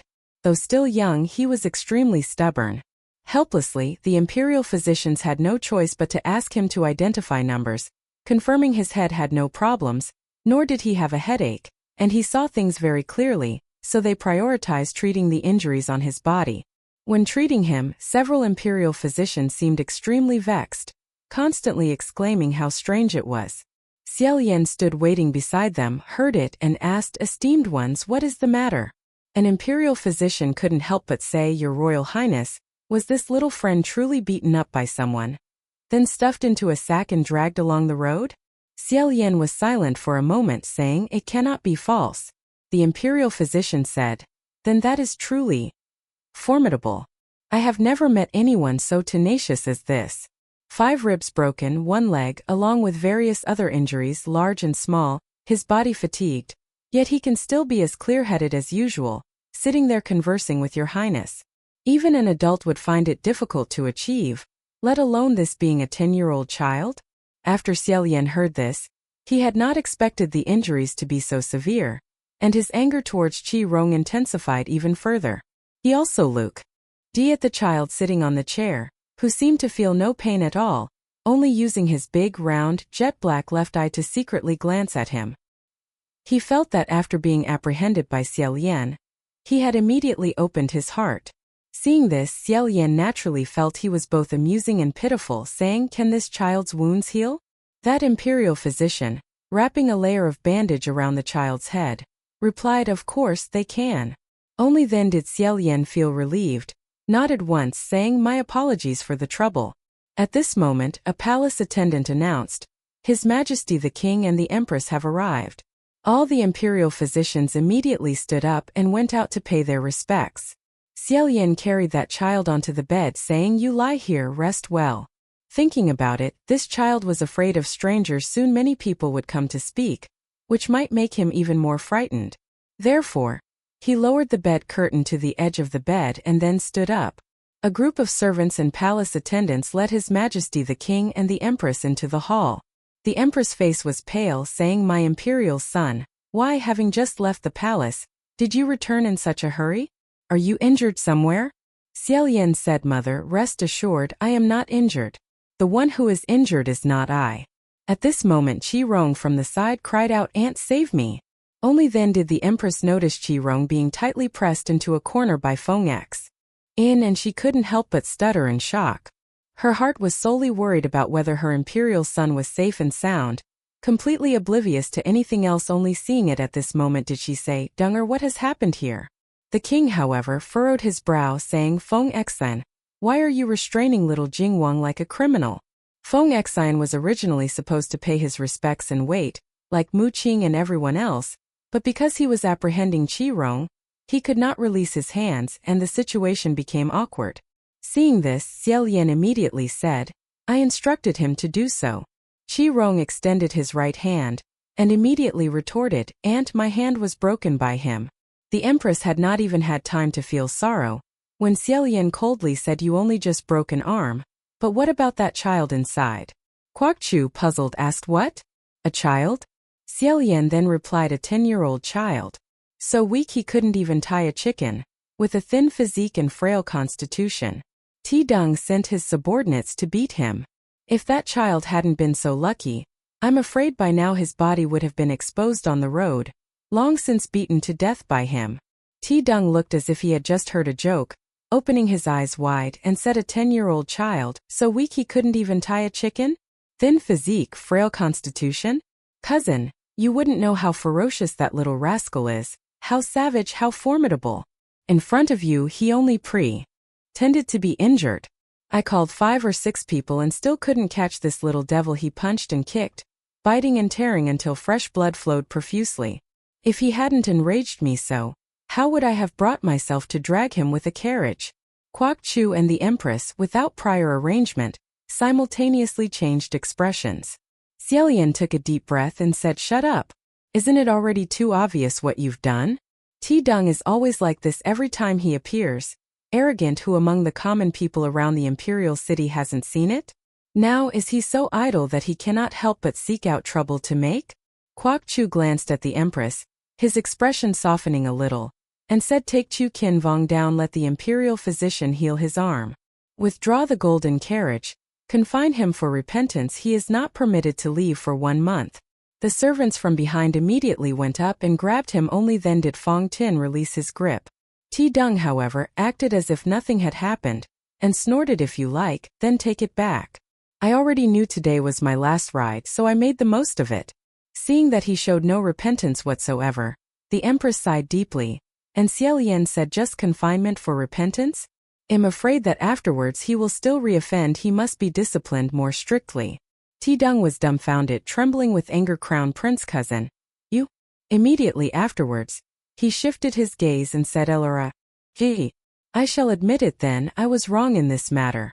Your Majesty, no matter what you punish me for, Ti Deng will absolutely not refuse." Next, he changed the subject and said, "However, shouldn't Crown Prince cousin's subordinate also be punished? Maternal uncle, maternal aunt. This arm of mine was broken by this Fong Tin." Hearing this, Kwok Chu immediately looked towards Fong Tin. Several traces of anger appeared on his face. Fong Tin slightly lowered his head. Mu Tin, understanding the situation, turned to one side and took 2 steps back. Kwok Chu coldly said, "Fong Tin, you are a trusted attendant of His Royal Highness the Crown Prince. The Crown Prince treats you truly very well. Perhaps because of that you forgot your status and became arrogant, is that it? Your duty is to serve His Royal Highness. Is that how you serve him? Towards His Royal Highness the Crown Prince's cousin, Chu Qin Vong, you even dared to lay hands on him." Fong Tin bowed his head, preparing to kneel down. Xie Lian, however, said, "There is no need to kneel." Fong Tin only obeyed Xie Lian's words regardless of His Majesty having spoken. He immediately stopped his kneeling motion. Seeing this, Kwok Chu's expression became several shades more displeased. Xie Lian continued, "Fong Tin broke Ti Deng's arm, that is correct. But it was to help me. Moreover, Ti Deng is the one with the fault. Fong Tin is not wrong either. Why must he kneel?" Kwok Chu said no matter why he did it, he still offended Ti Yu Qin Vong. There are distinctions between master and servant, and in hierarchy. Let alone me making him kneel down. Even if I were to punish him with 100 strokes of the rod now, there would be nothing wrong with it. Although Kwok Chu was not as deeply affectionate towards Ti Deng as the Empress, the dignity of the imperial family could not be violated. Dung, in turn, fully understood this and darting a sidelong glance, said there's no need to use the rod for punishment. He is also Crown Prince Cousin's person, and I don't want to make things too difficult. I only need him to break his own arm, and then kneel and kowtow 3 times in front of me, and I will no longer pursue the matter. Kwok Chu slowly nodded, seemingly feeling that this idea was not bad. Xie Lian, however, said if you wish to punish Fong Tin, then punish me first. He is my servant, he did nothing wrong. Secondly, he acted according to my orders, I told him to do that. Hearing him say that, a fleeting anger flashed across Kwok Chu's face. Most fathers and sons in this world must experience such a transformation. When the son was young, he would think his father was the greatest, most formidable hero in heaven and earth, his own role model, and worshipped him immensely. But later, when the son grew older, he would begin to doubt everything about his father, even becoming averse, leading to both sides not approving of each other. Xie Lian went to Taizong's son for secluded cultivation, the fundament. Al's purpose was naturally to practice martial arts and seek the Tao, directing his heart towards it. However, in reality he did not insist on where to seek or with what identity to seek. What is called Tao literally means man walking on a road. As long as they wholeheartedly strive towards the Tao, where they cultivate or in what form does not need to be rigid, stubbornly insisting on going up the mountain to enter seclusion is unnecessary. The reason Xie Lian resolutely wanted to go up the mountain also had another cause. It was because he felt that he and his father did not get along at all. As the noble crown prince of Xianlu, when Xie Lian was just born, the Kwok Chu of Xianlu had already drawn out his life's path. When he was small, it was still tolerable, a tiny child. There was nothing to be troubled about. And Xie Lian only needed his parents to give him stacks of golden gilded paper to play. Later, when he grew older, Xie Lian only then discovered that his father was not only his father but also a Kwok Chu, and between them there were many differing thoughts and ways of acting. For example, the dignity of the imperial family was the thing Xie Lian disliked the most. If there was no way to reconcile, then it was better to keep a distance, avoiding each other altogether for good. Each time he returned to the palace, he would converse very happily with his mother, but never once truly spoke with his father. Both parties rarely initiated conversations, almost always requiring the empress mediation. The father and son had been at odds for several months. Xie Lian at that time was very persistent, refusing to yield, and the king casually remarked, "Very well, then you shall take his place and see if you can accomplish it." Xie Lian immediately replied, "Naturally." The empress, looking at the two of them, quickly interjected, "Why must you torment yourselves so?" At this moment Feng Xian, who had been standing still, suddenly raised his left arm and brought it down upon his right. The crack startled everyone. Turning towards the sound, they saw his right arm also hang limply, just like Shi Rong's. Xie Lian, seized by both anger and fear, cried, "Feng Xian!" Cold sweat streamed down Feng Xin's forehead. Without a word, he immediately knelt before Shi Rong, knocking his head 3 times, and Xie Lian could not stop him. Shi Rong, smug, burst into laughter and declared, "Very well, this king will grudgingly forgive you. Wouldn't it have been better to have done this sooner?" Although his own hand was also broken after being bandaged, his spirits seemed much brighter, as if he had just won a battle. Meanwhile, Feng Xian remained prostrate on the ground. Mu Qing stood to one side, observing the scene. His expression indistinct, it was unclear what he was thinking. Xie Lian suddenly turned towards his father, angrily exclaiming, "You!" Feng Xian stretched out his left hand, pulling him back and said, "Your Highness." The empress also used her and to hold him back. In his heart, Xie Lian clearly understood that Feng Xian, barely 14, had already followed him as a retainer, and the empress also deeply cared for him. Thus, she could not bear to witness the father and son quarrel, which distressed her, and so she intervened. If he were to raise his voice now, it would be no different than wasting Feng Xin's efforts. It would be better to endure it strongly, though internally, his fury had already erupted into a storm. Only then did the king's expression soften slightly, and he calmly stepped outside. The empress, who had always been very fond of Feng Xian, turned to him and sighed, "Oh, my good child, you have been wronged." Feng Xian replied, "Empress, please do not speak thus, it is merely my duty." Upon hearing this, Mu Qing's eyes flickered, and he sneered without a sound. Xie Lian closed his eyes and said, "Mother, If you cannot control Xie Rong, then lock him away. The empress sighed, nodded her head, then shook it and finally departed. Xie Lian invited an imperial physician to treat Feng Xin's right arm. Then, turning to Feng Xian, he said, Feng Xian, I am at fault. Once the others had all departed, Feng Xian immediately changed his expression, scoffing, what is this? I dared to hit him, why would I be afraid of his revenge? Then he paused for a moment before advising, Your Highness, your teaching of Xie Rong was correct, but you should not anger His Majesty. His Majesty is the king, not a peer, and arguing with him is not proper. When father and son quarrel, the empress becomes sorrowful and displeased. She is by nature also in a difficult position.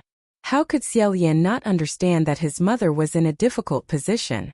Xie Rong's mother was the empress' biological younger sister. Their sisterly bond was profound, but when she was young and naive, her budding affections led her to single-mindedly pursue freedom, believing sweet words, destroying a promising engagement, and fleeing with a guard from the manor. Who could have known she would marry the wrong man? Her noble body was confined to a room no different from a dog's kennel for half a year. That guard's true nature was exposed. He indulged in debauchery. After Xie Rong was born, the guard would drag his wife out to beat her. Eventually, the mother and son could no longer endure it. When Xie Rong was 5 years old, she gloomily brought her child back home. She had long become a slandered noble, confining herself, lonely and melancholic. She found no joy, dedicating only twice the love to her only child.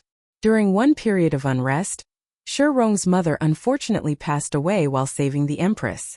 Before her death, she entrusted Xie Rong to Xie Lian's mother. Naturally, the empress was very dedicated and diligent. However, he was someone else's son, making it very difficult for her. If she managed him poorly, it would lead to issues. Managing him too strictly would be harsh, which out of affection, she couldn't bear to do. Yet she couldn't simply ignore him either. Managing him too leniently, on the other hand, had led to his current disposition. If left entirely unchecked, serious problems could arise later. The empress also couldn't understand. She clearly cared for Xie Lian and Xie Rong in the same manner, so how could they have grown into two children with such vastly different personalities? At this moment, Xie Lian suddenly remembered the small child still lying on the bed. He drew back the curtain and saw that the child had, at some unknown point, sat up, peering through the gap to the outside. When Xie Lian lifted the curtain, the child immediately lay down, becoming a well-behaved little one again. Xie Lian said, They were just arguing outside. Did it frighten you? Don't worry, it has nothing to do with you. An imperial physician spoke up, Your Royal Highness, this little friend's wound has been properly treated. He only needs rest to recover. Xie Lian nodded and said, Thank you for your trouble. He then bent down again and asked the child, Where is your home? Shall I take you back? The child immediately shook his head and said, I have no home. Feng Xian, lifting his own arm, asked, No home? Could it be that he's a beggar? Looking at this child, who was both thin and weak, and whose clothes were dirty, it was not impossible. If he had no home, they couldn't simply leave him in the imperial palace or abandon him on the streets. Xie Lian pondered for a moment, then said, In that case, Phi. RST, come with me back to Mount Taizong. Unexpectedly, Mu Qing suddenly spoke up, He is lying. The author has something to say, requesting leave on the 20th. There are some female readers who might not understand very clearly. I will explain a little. On the evening of the 16th, someone slandered my Weibo masterpiece Mo Dao Zhu Shi as a copied work, and moreover, fabricated false accusations in an absurd manner. These past few days, to clarify this matter, I have always been working on a comparison document. The amount of work is very large. Today, I bravely finished it and am thus dead tired, so I request a day off to rest a little. I'm truly sorry, ha. If you want to know the truth, you can see my pinned Weibo Ma Xiangtong Xiao MXTX. The autocorrect system is truly miraculous. When I typed 8 out of 10 times, it automatically changed to Dao. Book 2 Chapter 66 Those who ascend to heaven are still people. Those who descend are still people. Xie Lian turned his head and asked, Why do you say so? Mu Qing replied, There are many homeless children wandering in the imperial city who often come near my house to beg for food. I know them all, but I have never met this child. That child looked at Mu Qing without speaking. Feng Xian suspiciously asked, Who do they seek to beg from? You? You actually give them food? Mu Qing glared at him and said, they pester fiercely. If I don't give them food, what else can I do? Feng Xian could not imagine that scene and Rema, in silence, saying, Xie Lian found it amusing to watch them talk. Mu Qing then said, moreover, there are some patches on its clothes, and these seams were certainly newly sewn by an adult. Its family must at least have one adult. Its family circumstances might be nothing special, but it is absolutely not a beggar. Of course, Xie Lian had never paid attention to a patch at all, nor did he know if an adult had sewn it. But Mu Qing had once been a handyman in the royal holy temple, and also did many household chores. Upon closer inspection, it was exactly as he said. He asked, does your family have adults? That child shook its head. Mu Qing insisted, definitely. Seeing that it hasn't returned, perhaps its family is frantically looking for it. The child replied, no, not at all. There's no one. Seemed to be afraid of being taken back there. After speaking, it immediately stretched out both arms as if wanting to hug Xie Lian. His body was still full of blood, mud, and dark grime. Feng Xian couldn't bear to watch anymore and said, does that brat know what it just did? Not to mention the urgent situation before, is it still so ignorant now? This is His Royal Highness the Crown Prince, His Royal Highness the Crown Prince, do you understand? That child immediately withdrew its hands, but still looked at Xie Lian and said, family conflict, was driven out of the house. Has been wandering for a very long time but doesn't know where to go. The three people looked at each other. After a long while, Feng Xian spoke up, what should we do now? An imperial physician suggested, saying, if His Highness cannot think of a solution, then you can let it stay here. Find some palace servants to take care of it, and that will be fine. Pondering for a moment, Xie Lian gently shook his head. In short, he was still afraid that Qirong had not given up his intention and still wanted to sneak out to cause trouble. He said, I think it's better for me to take care of him until his wounds heal. Looking at him so afraid of home, it seems forcing him back is not the way. Feng Xian, go deal with the stalls that Qirong damaged, and while you're at it, bring a few people to investigate where the child's parents are. Inform them so they won't worry. Feng Xian nodded, all right. He loosened one hand and with the other, he carried the child up. Xie Lian smiled and said, you still have to recuperate from your injury, so let's go. Feng Xian, however, paid no heed and said, breaking my other hand wouldn't matter at all. Even if both my hands were broken, using my teeth to bite its collar, I could still bring it for your highness to carry up the mountain. Mu Qing secretly rolled his eyes and said, fine, let me. But he had only taken one step when that child jumped off the bed and said, I can walk by myself. Its expression showed resistance, making Mu Qing hesitate to take a second step, not knowing whether he should proceed or not. This little friend had already broken 5 ribs and on a leg, yet was still full of vigor. Xie Lian truly didn't know whether to laugh or to feel distressed, and said, don't run around recklessly. After speaking, he bent down and carried him up. Healthy and lively 3 people led a child out of the palace gates.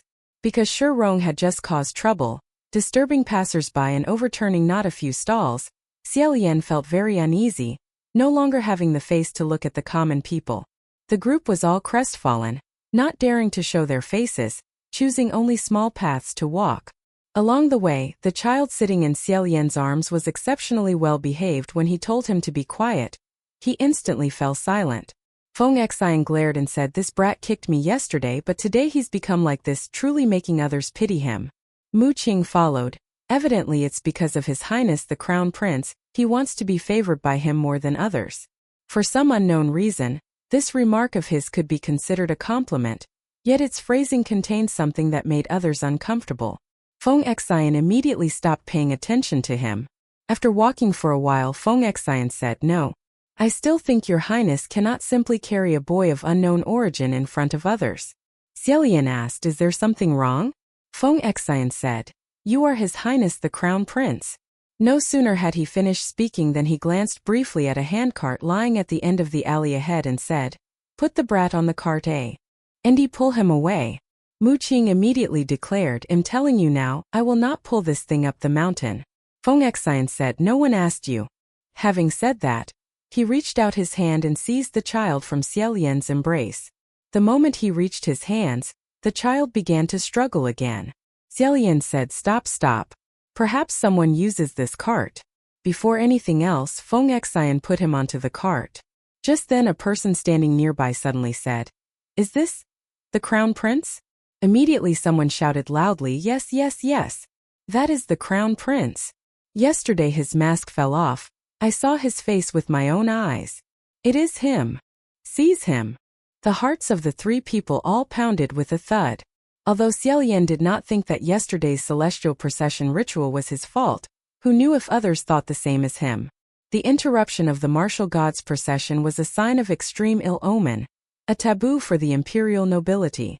Yesterday, the common people were excessively excited, but after the event passed, everywhere people began to ask what that little unforeseen incident ultimately represented. They would likely find it hard to forgive. Moreover, today's Shirong caused a commotion on the streets, stirring up cries of resentment. If they were now surrounded, it would be more than half disastrous. Before he could even think, Mu Qing forcefully seized him, shouting, "Your Highness, run!" Feng Xian also pulled the handcart, urging him, "Your Highness, I've broken an arm, I can't stop the angry mob, go."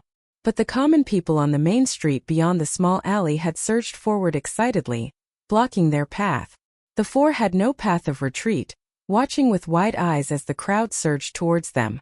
Xie Lian's scalp tingled as he thought, "At worst, I'll endure a beating, I just won't fight back." Who would have thought that although the crowd aggressively advanced, they did not seem about to gang up and beat him. Instead, scores of hands stretched out, tossing him into the sky and cheering loudly, "His Highness the Crown Prince."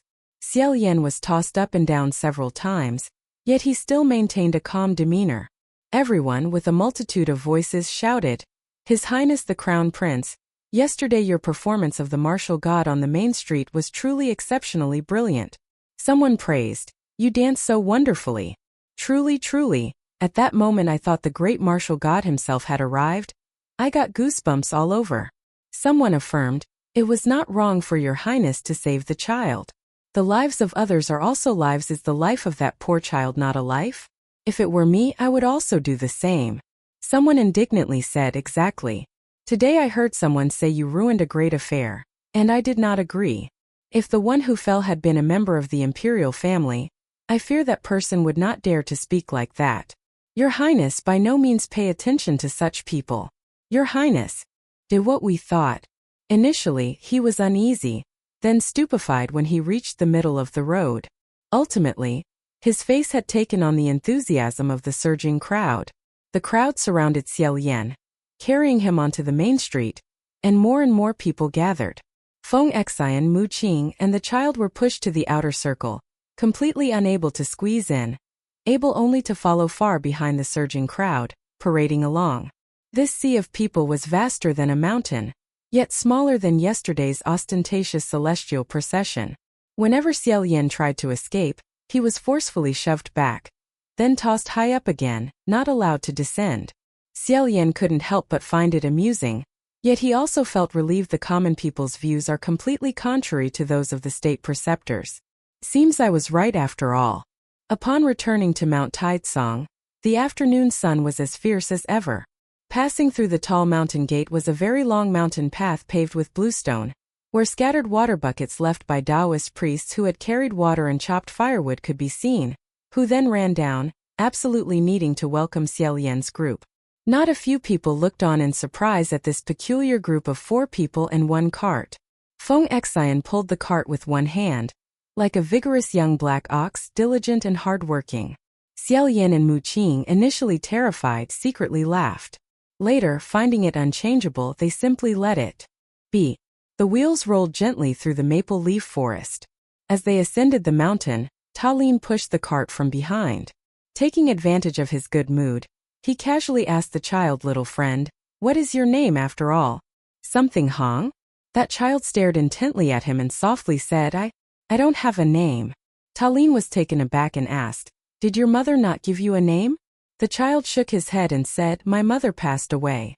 Lin's heart ached and he gently asked, "Then what did your mother call you back then?" The child hesitated for a moment, then replied, "Hong Hong Ni." Lin smiled slightly and said, "Your pet name is very adorable, I will call you that." "All right?" Hong Hong Ni seemed to grow shy with every word, lowering his head. At this moment, evening had fallen, and on the distant mountains, countless oil lamps were lit within the palaces. Among them, the most brightly shining place was the highest peak on Mount Taizong, Mount Shenwu. The Shenwu Temple stood majestically on Mount Shenwu, shining brilliantly as if it were daytime, while the stars further dotted the Mingguang Lantern Festival on the mountaintop. Ta Lin looked at it and then sighed. He sighed not from weariness of mind, but because this sight was too magnificent and grand. Each and every one of those Mingguang lanterns was a lamp uniformly lit and offered in reverence within the Shenwu Temple. Every single lamp was the most devout believer's prayer. Within the divine temple, there were many perpetual lamps, signifying that this divine official possessed immense spiritual power. If one wished to offer a lamp to the Shenwu Temple of the Imperial Heaven Court, it would be incredibly difficult to achieve. To have money, power, ability, affection, and affinity, these 5 things must all be possessed by one person to be able to offer a lamp. However, on this earth those 5 things are abundant, yet no single person possesses them all. The 4 people paused to rest, all gazing in a daze at the entire Shenwu Temple, which was still as magnificent as ever, with varying looks on their faces. At this moment they suddenly heard a somewhat familiar voice call out, "Crown Prince, Your Highness." Ta Lin turned his head to see a pale-faced young man hastily running towards him. It was the guard Taoist priest from the Four Symbols Palace. Ta Lin said with a serious expression, "Brother Zhu, why are you in such a hurry?" Brother Zhu saw Mu Tin standing behind Ta Lin. His expression became slightly awkward, and he pretended not to see him, saying, "The Imperial Preceptor has invited you. He has been looking for you for a long time, and is currently waiting for you at the Shenwu Temple." Ta Lin was startled by this. He inwardly knew it was most likely because of the unexpected incident during yesterday's Heavenly Tour offering ceremony. He said, "All right, I have troubled you, brother." He ordered Feng Xian and Mu Tin to take Hong Hong Ni Bac K to Xianlu Palace first, while Ta Lin went up Mount Shenwu alone. Outside the Grand Hall, swirling mist rising from the incense burners enveloped the entire Shenwu Temple like an illusion. Incense burners flanked both sides, with rows of perpetual lamps hanging without swaying, arranged neatly like wall lamps. On each perpetual lamp, there was neat handwriting with the names of the people and their prayers. Entering the hall, both sides were hung with a series of identical perpetual lamps. The perpetual lamps inside the divine temple were even more precious than those outside the hall. Before the grand divine temple, the great imperial preceptor was as if offering incense to the great emperor Shenwu, while 3 deputy imperial preceptors knelt behind him, simultaneously bowing down in reverence to the divine statue. After Ta Lin arrived, he called out without thinking, "Imperial Preceptor." The imperial preceptors only turned their heads after finishing their bows, gesturing for him to come closer. So Ta Lin also went over, took incense, and offered it with utmost reverence. After a long while, the imperial preceptor finally spoke, "Crown Prince, Your Highness, let us discuss for a moment that matter of the Heavenly Tour offering ceremony. There are only 2 ways to resolve it." Ta Lin said, "Imperial Preceptor, please speak." The Imperial Preceptor said, "The first way is to find the child who ruined the ceremony. I will then prepare the altar and perform the ritual. At the very least, he must be given 1 strike to make him atone for his sins." Volume 2 Chapter 67 He who ascends to heaven is also human. He who descends below is also human too. Ta Lin suddenly raised his head and said, "Unacceptable." He, with the firmness of cutting nails and chopping iron, repeated the statement once more, "Absolutely not." The imperial advisor nodded, saying, "I had also long since guessed that you would answer thus. Therefore we should consider and focus on the second method." Xie Lian solemn replied, "Please speak." The imperial advisor said, "This second measure is precisely that. Your Royal Highness the Crown Prince, you yourself repent to the common people, implore the blue sky for atonement, and face the wall for 1 month." This time, Xie Lian calmly said, "It cannot be." The imperial advisor was stunned. "It's not that we want your highness to repent or anything, just an indication." Cough. Suddenly he remembered this was still the divine martial great emperor, and hurriedly changed his sentence, saying, "As long as there is enough sincerity, it will do." Xie Lian still insisted, "It cannot be." The imperial advisor asked the reason. He said, Imperial advisor, today I descended the mountain. Do you know what I saw? The common people in the imperial city, regarding the unexpected incident during the Heaven's Blessing Lantern Festival, not only did not blame, but on the contrary, praised it greatly. This proves that the citizens of our country all feel that my choice to save that child was correct. And based on your words, if a righteous deed must instead bear punishment, how will they think? Isn't this openly proving that saving a life is not even as good as building 7 pagodas? But on the contrary, one must repent oneself? From now on, what should they think? What should they do? The imperial advisor said whether this matter is right or wrong is no longer important. Now there are 2 choices and your highness must choose one. In this life there is no such thing as having both sides perfect. Either that child bears it or your highness bears it. Xie Lian immediately retorted, whether it is right or wrong is very important. If I must choose, I will choose the third path. The imperial advisor rubbed his glabella and said, how about this? Your Royal Highness the Crown Prince, forgive me for speaking frankly. Can you possibly care what they think? They think one thing today and another tomorrow. Your Highness doesn't need to cling to these small details. Trust me, what people should do now, they will still do later. No one will be moved by your Highness. No one will want to take your Highness as an example. We still must carefully attend to those above. This is what is important. After a moment of silence, Xie Lian said, Imperial advisor, truly ever since I formally became a disciple at Huangji Guan, the more I cultivated, the longer I thought, there has always been a thought I had not yet dared to speak. The imperial advisor said, what thought? Xie Lian replied, our worshipping and bowing to the deities like this, is it truly correct? The imperial advisor said nothing for a moment, then spoke again. If they do not worship or bow to the gods, will we starve? Can it be, your Royal Highness the Crown Prince, that you feel that for hundreds of thousands of years, the millions of devotees who have worshipped the divine officials have still been mistaken? Xie Lian shook his head, thought for a moment and said, there is nothing wrong with worshipping, it's just that this disciple believes one should not kneel and bow. He looked up, pointed at the resplendent, tall, and shining divine martial great emperor, and said, only those who ascend become gods. Deities were also once people. They are predecessors, they are spiritual guides, they are guiding lights, but they are not masters. For this, naturally, I am very grateful and also very much agree, but absolutely not reverent in subservience. Just like the Heaven's Blessing Lantern Festival of Shangyuan, I believe this is the correct attitude to respect and rejoice greatly, rather than to be terrified, to curry favor, or to be filled with dread, even to assign oneself the title of a servant. The imperial advisor was silently speechless, while the 3 deputy imperial advisors were a bit restless, constantly turning their heads. Xie Lian continued, an unexpected incident occurred. Nothing could be done. I am willing to light 1,000 lanterns, illuminating the long night, even if like a moth flying into a flame. I have no fear. But I do not wish to bow my head for a righteous deed. Face the wall? Why should I do that? What fault do outsiders have? Like that Qi Rong who committed evil, but Feng Xian who punished the evil was instead punished. What kind of reasoning is this? If the blue sky has eyes, it would not inflict punishment for this. The imperial advisor glanced elsewhere and said, your Royal Highness the Crown Prince, allow me to ask you, what if you are truly condemned? At that time, would you still refuse to apologize? Xie Lian replied, if that is truly the case, then it is heaven that is wrong and I am right. I will defy high heaven to the very end. The 3 deputy national masters looked at him together, wanting to speak, but holding their tongues. Just then, outside the hall, a loud explosion suddenly reverberated, as if countless bronze bells were clanging. This made the 4 national masters unable to sit still. They sprang up in unison, running towards the rear hall. Xie Lian followed closely behind, trailing them past several architectural structures behind the Shenwu Temple.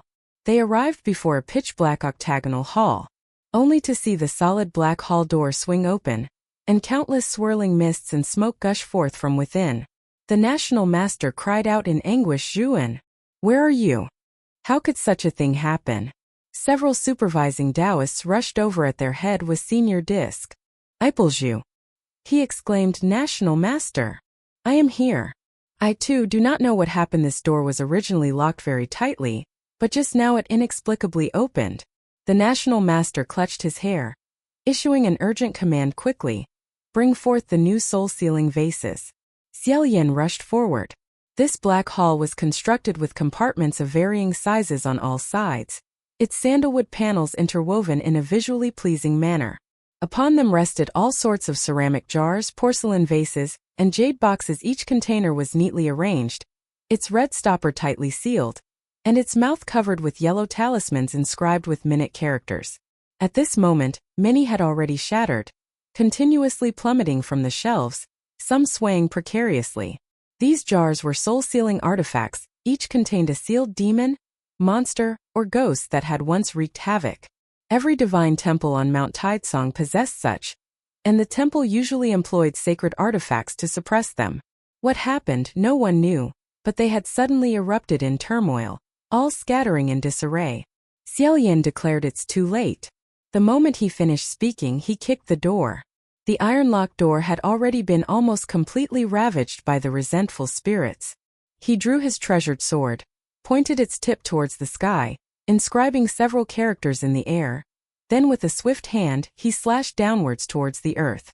He had brought over 200 swords up the mountain, almost daily changing the one he carried. Each was a unique, renowned blade. The sword was obliquely embedded in the ground, and the door did not open further. Only the angry cries of a horde of resentful spirits from within the black hall could be heard. After he had finished dealing with the black hall, he looked up to see the divine temples on the mountains behind it, all shrouded in dark clouds. The resentful spirits were all aiming skyward, converging in a thick, swirling mass of smoke in one direction. Zhuan asked, "What place is that? Why are they all flying there?" The group, as if treading on wind, arrived at Mount Xianlu in a flash. On Mount Tidesong, countless peaks and countless divine temples were all emitting pitch-black mist, surging towards one direction, above Xianlu Palace, forming a colossal cloud. The national master exclaimed, "What has happened at Xianlu Palace? The demons, monsters, and ghosts from the Black Hall are all being drawn there. Did you leave something inside?" Xie Lian was also greatly surprised, replying, "There's nothing at all. Only what?" Xie Lian suddenly remembered that child. Sure enough, a corner of Xianlu Palace had been consumed by flames, the firelight reaching to the very sky, casting a faint reddish glow upon the dark clouds. Yet, below Mount Tidesong, the common folk in the imperial city, still awake and witnessing this spectacle, remained utterly oblivious to any misfortune. Instead they excitedly pulled at one another, marveling, "Oh, is that a great deity performing a spell on the immortal mountain? How breathtakingly beautiful!" In the blink of an eye, the group had reached Xianlu Palace. Xie Lian did not keep many servants here. Several tens of Taoists from other places had rushed over, vigorously drawing well water to extinguish the flames. Xie Lian saw neither of his two attendants anywhere, and he rushed directly inside. All the resentful spirits of Mount Tidesong had converged here. Xianlu Palace was almost pitch black, so dark that one could not clearly see 5 fingers even when extending a hand. Xie Lian vaguely discerned 2 figures in the center of the grand hall, calling out, "Feng Xian, Mu Qing." The 2 were erecting a protective formation to defend, preventing the evil spirits from breaching their perimeter, struggling to hold on. Sure enough, Feng Xin's voice rang out, "Your Highness, do not enter here.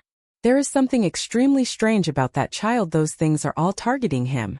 Only then did Xie Lian notice that behind those 2 figures, there was a small dark silhouette, seemingly clutching its head and kneeling on the ground, whimpering, "It's not me, it's not me." Mu Qing declared, "He cannot be released. If he is, those things will go completely mad. Wait until I find their ringleader." Xie Lian shouted loudly, "Don't be afraid. Release him. Now." Without even bothering to see what it was, he simply barehanded directly seized that wisp of smoke, clutching it tightly in his palm. And after he seized that one resentful spirit, the entire host of frenzied resentful spirits within Xianlu Palace utterly fell silent and subsided. Outside Xianlu Palace, everyone silently nodded in understanding. Those resentful spirits, chaotic in their disposition and moreover confined together in one place, would only instinctively obey the strongest among them. As long as that particular spirit was seized, without its ringleader, the remaining ones would naturally lose their bearings. At that moment, Xie Lian needed only a single glance to discern which one was the strongest, seizing it and crushing it tightly in his hand. Giving it not a single chance, he applied a touch of force, causing the clamoring resentful spirit within his grasp to dissolve into smoke and vanish. Immediately after, the four national masters flicked their sleeves, shouting, "Return, all of you!" A horde of resentful spirits, having lost their leader, like flies, swirled chaotically for a while within Xie Lian Palace. Ultimately, unwilling to be deprived of their existence, they reluctantly retreated into the cosmos bags within the national master's sleeves. Several tens of renowned Taoists ran everywhere to quell the flames, and the thick black smoke within the hall gradually dissipated. Only then could Xie Lian clearly discern the appearances of those three individuals. Fong Tin and Mu Tin half knelt on the ground, still reeling from fright. And Beihai, and them, that child still clutched its head, not uttering a single groan. Several Kwok Su walked over, and upon seeing, immediately asked, where did this little child come from? Did Fong Tin just say those resentful spirits were all targeting it? What happened? Xie Lian said, this is the child from that heavenly procession sacrifice, who fell from the city wall. The Kwok Su were all startled. The Kwok Su said, why did your highness bring it here? Xie Lian shook his head, not answering, asked Fong Tin what did he do to draw all the resentful spirits from the Black Hall? Fong Tin, still bandaging an arm, stood up and said, I don't know what he did either. But as soon as he ascended the mountain, and had not been in Xie Lian Palace for long, suddenly a mass of repulsive pitch-black things flew in from other mountain peaks. They all swarmed into the hall, surrounding him and swirling about, growing more and more numerous, making it impossible to escape. Xie Lian looked around at the scorched black devastation, from the pillars to the walls of Xie Lian Palace, and asked, so what caused this fire? Mu Tin's face was smeared black, and he replied, we couldn't get out, and could do nothing but draw a protective formation. Those resentful spirits brought fire, burning through the silken barrier, to force us out of the formation. Fong Tin said, fortunately, your highness arrived in time and immediately seized their weakness, otherwise, both the formation and us would have been incinerated. As if something was amiss, for instance, a gathering of demons and ghosts. Xie Lian could discern it with a single glance. Having cultivated for several years at Huangji Temple, his forte was keen observation. Few things could deceive his eyes. Yet he could not discern anything amiss with this child. The Kwok Su shook his head, seemingly also unable to perceive anything, and immediately asked the child, what is your date and time of birth? Hong Hong Ni was wary of almost everyone, filled with hostility, merely looking at him without a word. Xie Lian gently coaxed, speak up. The Kwok Su only wishes to examine your destiny, for your own good. With just that one sentence from him, Hong Hong Ni softly divulged his date and time of birth. The Kwok Su furrowed his brows, and began to murmur calculations. The others watched him for a while, then discussed in low whispers, their expressions growing increasingly grave. Xie Lian also perceived that gravity. Although the Kwok Su appeared to be just over 30, still a spirited young man, Xie Lian understood most clearly just how formidable his master truly was, capable of guarding Huangji Temple. The chief Kwok Su of Xie Lian's calculations were, of course, famed throughout the land. Xie Lian and the other Kwok Su had all studied swordsmanship and spiritual arts, but had never been taught the art of physiognomy or fortune-telling. The Kwok Su had simply said this was a street art, and that as the noble crown prince, a body of G. Old, he had no need to learn it. Xie Lian himself had no interest and never delved into it. Yet, if this Kwok Su were to make a move, there would certainly be no mistakes. After a spell of calculations, cold sweat beaded increasingly on the Kwok Su's forehead, and he murmured, no wonder, no wonder, no wonder the heavenly procession sacrifice was ruined by him. The Een spirits in the Black Hall became agitated knowing he was here. They even dared to burn Xie Lian Palace. This matter truly is. Xie Lian asked, truly, what is it? The Kwok Su wiped away his cold sweat and immediately retreated 8 zhang, saying, Crown Prince, your highness, you have brought a truly dreadful thing up the mountain. This child is extremely ill-omened. He bears the destiny of a heavenly fiend, solitary star, destined for utter annihilation. Eviline entities are very fond of him. Whoever touches him will suffer misfortune, and whoever is close will forfeit their life. Before his words had even finished, a loud cry was heard. Hong Hong Ni leapt up and lunged at the Kwok Su. Although his voice was still tender, this time his loud cry was filled with rage, as if his heart held boundless agony and despair. All who heard it felt a tremor. This child was clearly covered in injuries, Yet he desperately attacked people, truly like a red-eyed, utterly ferocious mad dog. Several deputy Kwok-su tried to restrain Hong Hong Ni, while the Kwok-su continuously retreated, saying as he moved backward quickly, "Dri. Be him down the mountain. Drive him down the mountain. Don't touch him, I swear. This fate is too ominous, I wouldn't even dare to touch it." Several deputy Kwok-su hastily dodged him, while Mu Tin and Fong Tin were unsure whether they should avoid him or not. Seeing others shun him as if he were a viper, the child froze, then momentarily attacked even more fiercely, biting and hoarsely screaming, "It wasn't me. It wasn't me. It wasn't me." The child grimaced, desperately clutching his waist and clinging to the snow-white sleeve, finally unable to hold back as his round, black eyes widened. A single tear rolled down, and he burst into heart-wrenching sobs. Xie Lian hugged him from behind, stating with certainty, "It's not your concern. It's not your fault." Book 2 Chapter 68. A person ascending to heaven is still a person. A person descending below is still a person. 3. Hong Honger suddenly spun around, burying his face into Xie Lian's chest, and cried out even louder. This sound had no words, held no meaning, nor was it weeping, sending shivers down one's spine to all who heard it. If one did not know where this cry came from, it could be mistaken for the roar of an adult on the verge of death, or several small animals with severed throats struggling in their death throes, where only death would be the best release. No one could guess that this sound came from that lonely 10-year-old child. Because of this, he left everyone stunned. A long while later, the imperial preceptor said, "Why sincere advice is, it would still be best to let him go." Feng Xian only then recovered his senses, imploring, "Your Highness, let go quickly, you should mind." However, in the end, he still couldn't bring himself to continue speaking. Xie Lian said, "It's all right." That senior brother Zhu was extremely concerned about the safety and well-being of His Royal Highness the Crown Prince. Seeing Hong Honger cover Xie Lian's white Taoist robes with bloody tears and snot, he immediately came forward to pull the child away, saying, "Little friend, you shouldn't." To everyone's surprise, the more he pulled, the louder the child wailed, refusing to let go even unto death, using both hands and feet to cling on even more tightly. Several Taoists, struggling frantically, could not pull him away. Instead, he clung to Xie Lian like a baby monkey. Xie Lian found it both amusing and pitiful. With one hand he supported Hong Honger, soothing him by patting his frail back, while with the other hand he gestured, saying, "It's all right, no need to worry, just let him be like this." After a slight pause, feeling the child in his arms relax and gradually calm down, Xie Lian then softly asked the other, "Xian Le Palace burned? Was anyone injured?" Mu Qing said, "No, only we were in the room." Since Xian Le Palace had been burned into a charred ruin, with broken tiles and collapsed walls, Xie Lian could no longer stay. After confirming that only the building itself was burned down, and there were no casualties, group of Taoists went up the mountain to begin clearing the site, turning over the brilliant gold and precious stone fragments that were now blackened, all heartbroken beyond measure. Xie Lian, however, paid no mind to it. Aside from a few exquisite daily use items, he did not leave anything valuable in Xian Le Palace. The most precious were the 200 famous swords in his collection, but true gold fears no fire. These famous swords had all been tempered and refined 1,000 times in blazing fire, so they were still safe and sound.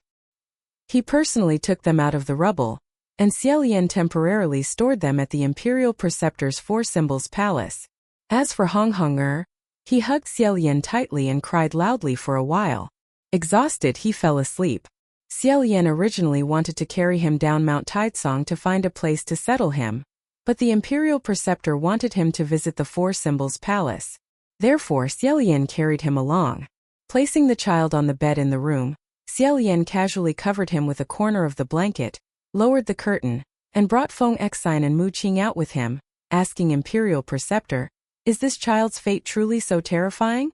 The imperial preceptor pursed his lips and replied, "Why don't you try calculating what things have happened since he appeared?" The three people fell silent. This child caught everyone's attention when he fell from the city wall, causing the 3 consecutive Shang Yuan heavenly sacrifices to stop.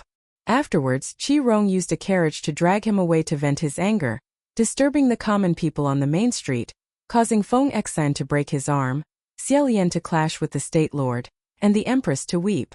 Now, he had also caused the resentful spirits around Mount Taishang to burst their seals and fly everywhere, and burn down Xianle Palace. Truly unlucky, like a shadow following a form. Xie Lian asked, is there a solution? The imperial preceptor said, a solution? What do you mean? To alter his destiny? Xie Lian nodded, and the imperial preceptor immediately replied, Your Highness, you did not study this art with me, therefore you are entirely ignorant in this aspect. If you knew, you would not have asked such a question. Xie Lian was taken aback. He sat upright and said, I wish to hear clearly. The imperial preceptor picked up the teapot on the table and poured out a cup of tea. His Royal Highness the Crown Prince, do you still remember the year you were 6? His Majesty and the Empress invited me into the palace to divine a prophecy for you? May I ask you one thing?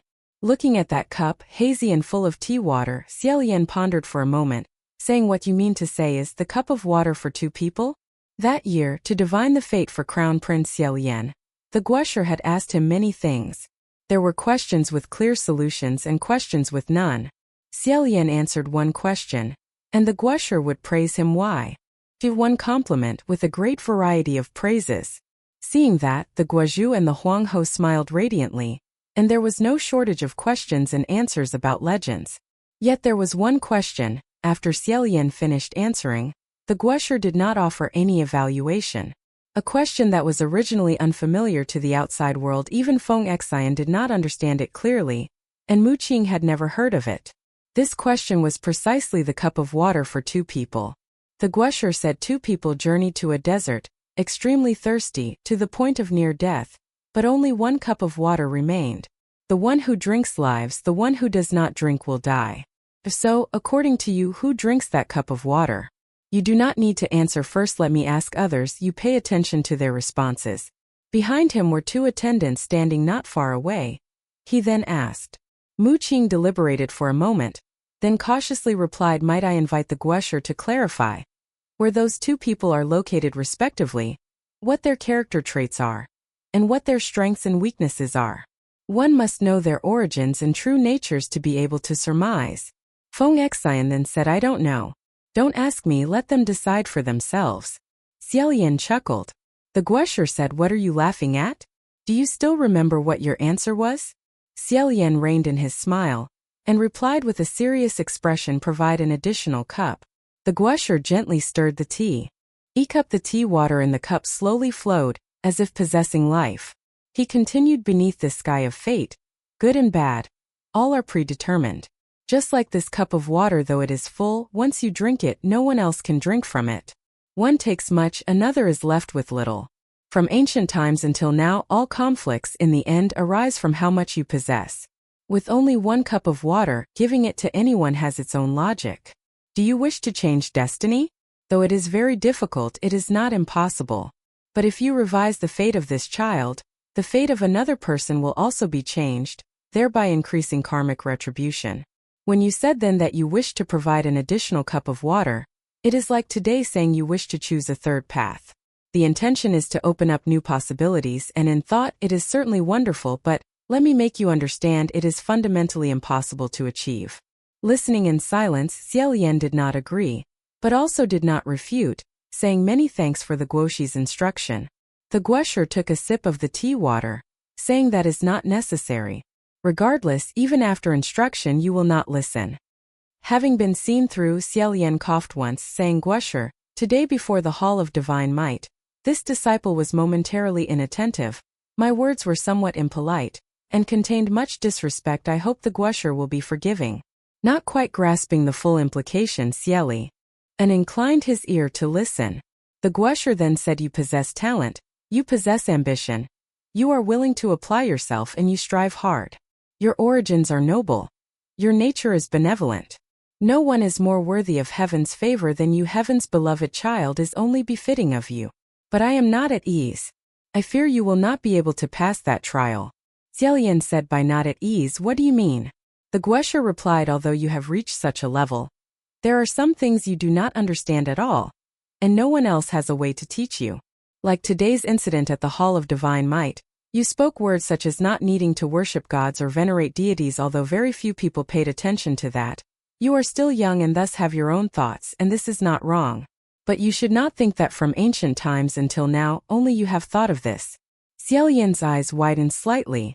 The guesher then said, the words you spoke today, perhaps dozens of years ago, even hundreds of years ago, someone already thought of them, yet they could not become a major trend. They were only a small voice and thus few followed them. Why is it so? Pondering slightly, Xie Lian replied, because those people, although they thought of it, did not implement it and furthermore were not steadfast enough. The guesher asked, then what about you? On what do you base your belief that you are steadfast enough? Xie Lian said, guesher, do you feel that I can ascend? The guesher glanced at him, saying, if you cannot ascend, then no one else can. It is merely a matter of sooner or later. Xie Lian smiled slightly, saying, then I invite you to witness it. He pointed up at the sky and said, if there is one day, when I ascend, I will certainly make the words I spoke today become a great trend. Feng Xian and Mu Qing stood guard directly behind him. All his words were taken in by their ears. The two also unconsciously raised their heads slightly. The corner of Feng Xin's mouth lifted slightly, while Mu Qing's eyes brightened, precisely mirroring Xie Lian's expression. The guesher nodded and said, very well, then I shall see. However, I do not consider your early ascension to be a good thing.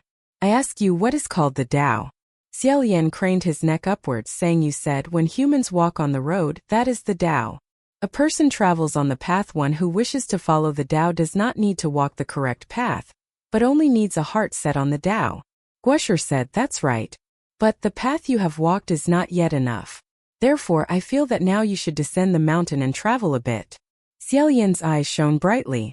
Guesher again said, this year you are also 17 already. Now I permit you to descend Mount Taizong to go out and wander to cultivate yourself. Xie Lian said, just in time. He stayed in the royal city for a day, immediately thinking of the king, the gathering of people like Shirong, and moreover how the splendid Xianlu palace had been destroyed by fire. Not wanting to become entangled with his parents any further, it would be better to go a bit further away and wholeheartedly walk his own path. At this moment guesher again said, Your Royal Highness the Crown Prince, for many years now, there has been a saying passed down, still considered a matter of course, but in reality these words are wrong, it's just that people don't realize it. Xie Lian asked, which saying? Guesher replied, a person who goes up becomes a god, a person who goes down becomes a ghost. A person who goes up to heaven becomes a god, a person who goes down to the earth becomes a ghost. Xie Lian thought for a moment, then asked, is there something wrong with this saying? Guesher said, of course it's wrong. Your Highness, remember carefully, a person who goes up still is a person who goes down still is a person. A person who goes up to heaven is still a person. A person who goes down to the earth is still just a person. Xie Lian was still pondering these words when Guesher patted his shoulder, turned his head to look back, and said, in general regarding that child, Your Highness, you do not need to care too much, everyone has their own destiny. Many times it's not that if you just help there will be a solution. We'll talk about anything else later. Go out first and properly cultivate yourself. I only hope that when you return you will be more mature. But everyone did not expect that very evening, that child immediately ran away from Huangji Temple and disappeared. What was even more unexpected was that, after this descent from the mountain, the 17-year-old Crown Prince Xie Lian of Xianlu Kingdom, with the great defeat of the nameless ghost at Yinyan Bridge, just like that, amidst thunderous roars and lightning flashes, ascended. The three realms were in an uproar. Book 2 Chapter 69 Retrieving Money from Immortals. Reckless generals meet the Crown Prince. Open! Accompanied by a grand and resonant cry, a crimson brocade fell to the ground. Among thousands of people, cheers instantly erupted, reaching the sky. This was a pure gold statue of Crown Prince. One hand held a sword, one hand held a flower, likened to originally possessing the power to destroy the world, yet not losing the heart to cherish flowers. The facial features of the divine statue were gentle, with jade-like eyes and elegant brows, beautiful lips, the corner of his mouth slightly upturned, smiling as if not smiling. To speak of him as passionate yet not frivolous, to speak of him as detached yet not aloof, it was an appearance both compassionate and handsome. This was the 8,000th Crown Prince Temple in the territory of Xianlu Kingdom. 3 years after his ascension, 8,000 divine temples were erected from the ground up. Such fervent and unprecedented support was absolutely unique and unparalleled. Never before seen and never to be seen again. But this 8th Thousandth Temple was also not the most magnificent or precious statue of the Crown Prince God. On Mount Taizong, the mountain peak where His Royal Highness the Crown Prince cultivated during his youth, has now been named Crown Prince Peak. It was precisely there that the first Xie Lian temple was erected. After the first statue of the Crown Prince God was cast, it was also at that very spot that His Majesty the King personally unveiled it. That statue of the Crown Prince God stood 5 zhang 16.5 m tall, its carving technique as lifelike as truth. The entire statue was crafted from pure gold, truly an authentic golden body. Inside Xie Lian temple, pilgrims streamed in endlessly, wearing down the steps.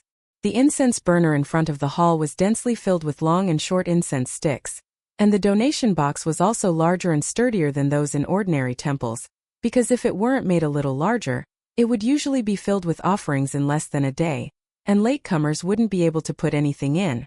Just upon entering the temple, there was also a deep, clear pond filled with thrown coins, shimmering with a green light beneath the rippling waves. The old turtles in the pond were daily struck by coins from pilgrims on the stone bridge, retreating into their shells, not daring to poke their heads out. The Taoist priests pleased to the visitors were utterly useless.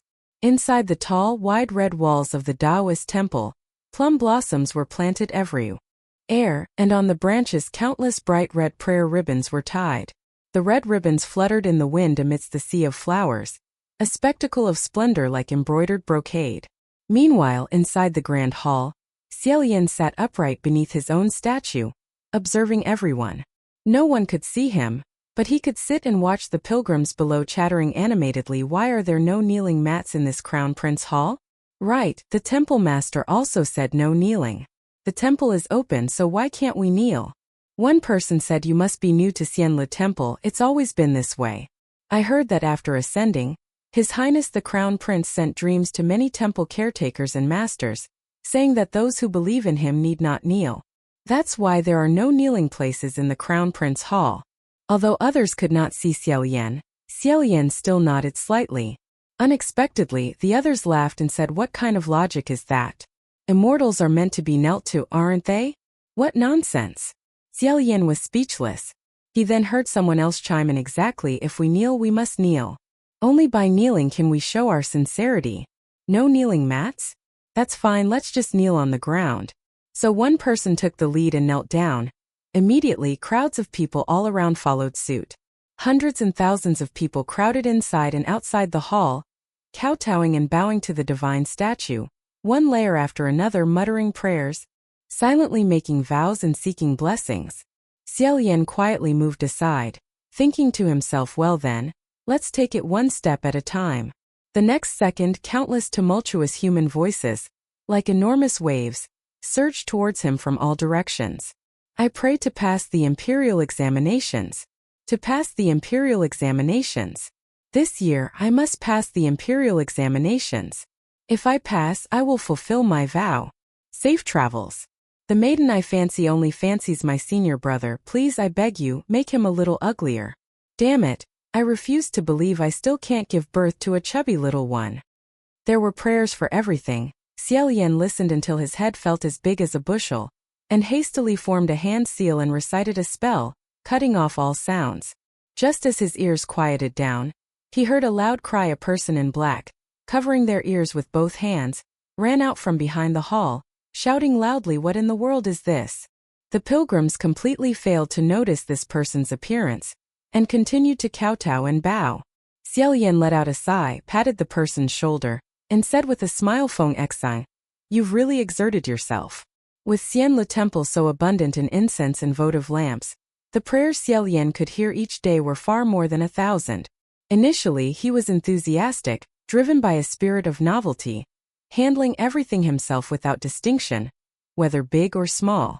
Later, when the number of supplicants became truly overwhelming, he delegated a portion to Feng Xie and Mu Qing.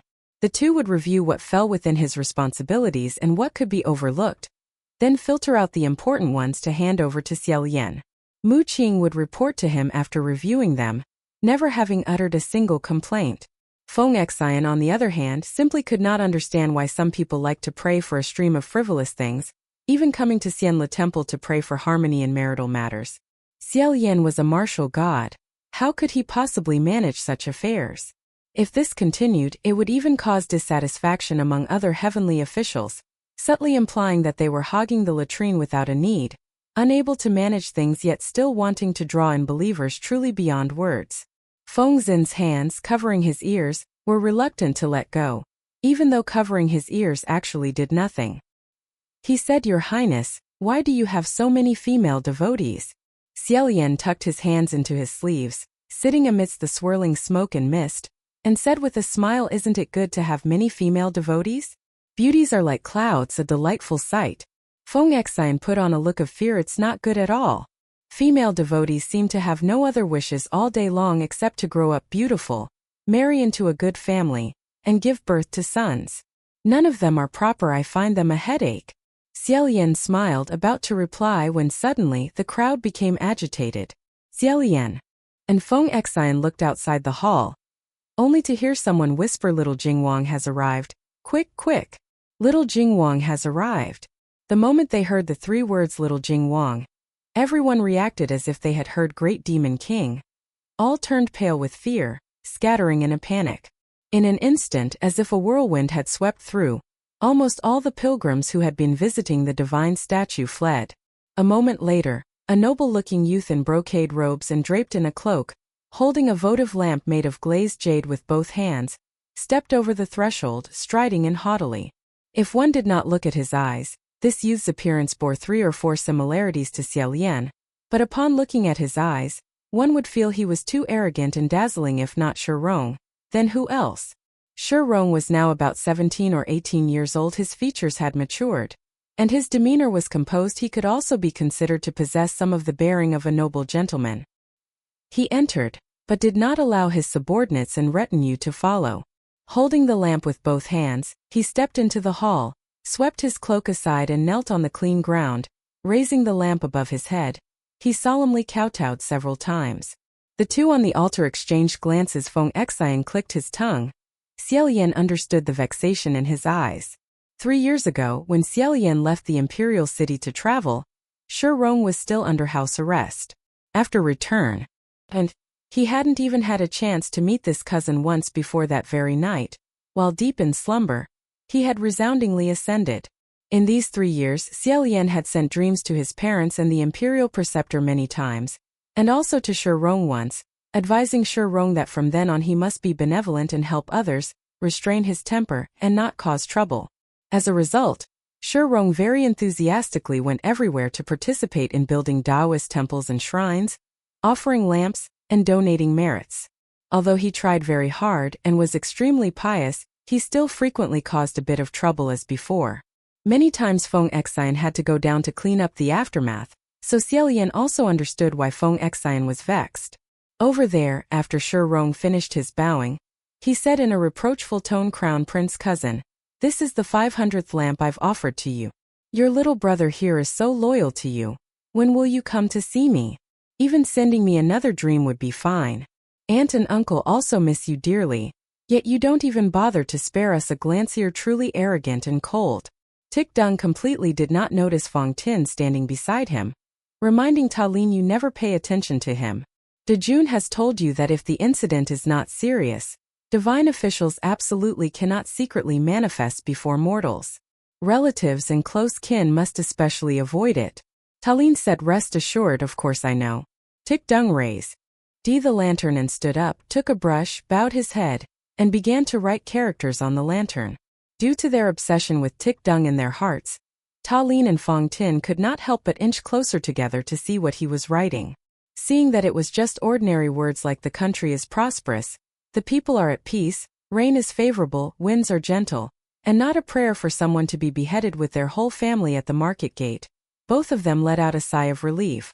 When Ta Lin looked again at Tic Dung meticulously writing each stroke in each character, Ta Lin could not help but recall another matter. When Tic Dung had just returned home with his mother, one time, a group of princes, nobles and aristocrats befriended each other and went up Mount Taithuang to pray for blessings. Tic Dung's mother had run away with a commoner and then fled back, so she dared not go out to meet people, but she still wanted to pray for blessings for her son, so that he could gain more knowledge and not stay cooped up in one place with her all day and turn into a frog at the bottom of a well. Therefore, she asked the empress to bring Tick-dung along.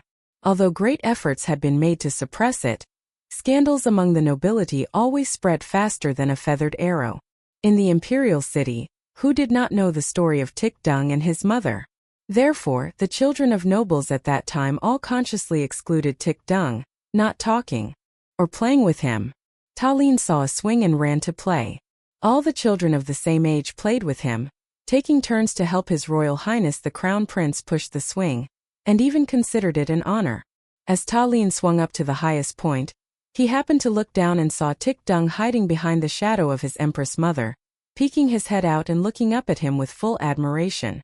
Arriving at Shanwu Temple, after the adults finished offering lanterns, they first went with the national preceptors to draw divination lots, interpret them and chat, leaving a group of children playing with small offering lanterns in Shanwu Temple. The first time he met the empress, Tick-dung did not know that the empress had offered a lantern on behalf of him and his mother. Seeing that the other lanterns were exquisitely beautiful, he also wanted to offer a lantern to pray for blessings. Tick-dung was young and did not understand much, so he went around asking people how to write a prayer and wish for his mother. The children of Tick-dung's clan, who usually disliked Tick-dung at home, were influenced by their elders and also felt that he and his mother had disgraced their family, so they deliberately played a trick on Tick-dung. Ta Lin focused his mind and finished writing on his own lantern. As soon as he put down his brush, he heard someone behind him giggling unusually. He turned his head to look and only saw Tick-dung with hands full of ink, holding a lantern like a treasure, grinning happily, preparing to offer it. And on that lantern, 9 crooked characters were written. Tick-dung wishes to return to heaven with mother soon. Ta Lin violently threw that lantern on the spot, erupting in a thunderous rage.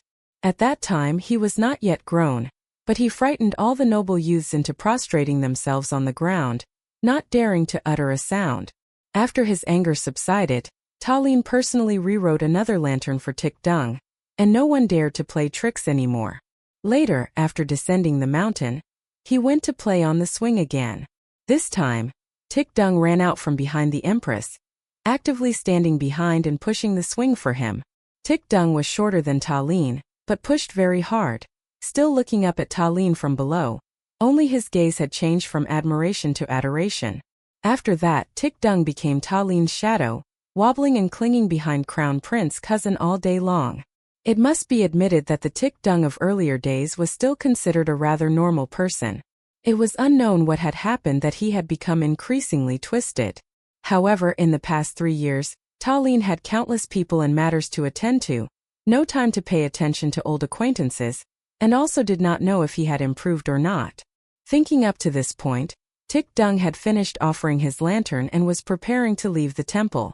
Unexpectedly, after backing up for a while, he bumped into someone behind him. Tick-dung staggered, then spun around abruptly, not even bothering to look before immediately scolding, "What the hell? Are you blind or dead standing there that you don't know how to move aside?"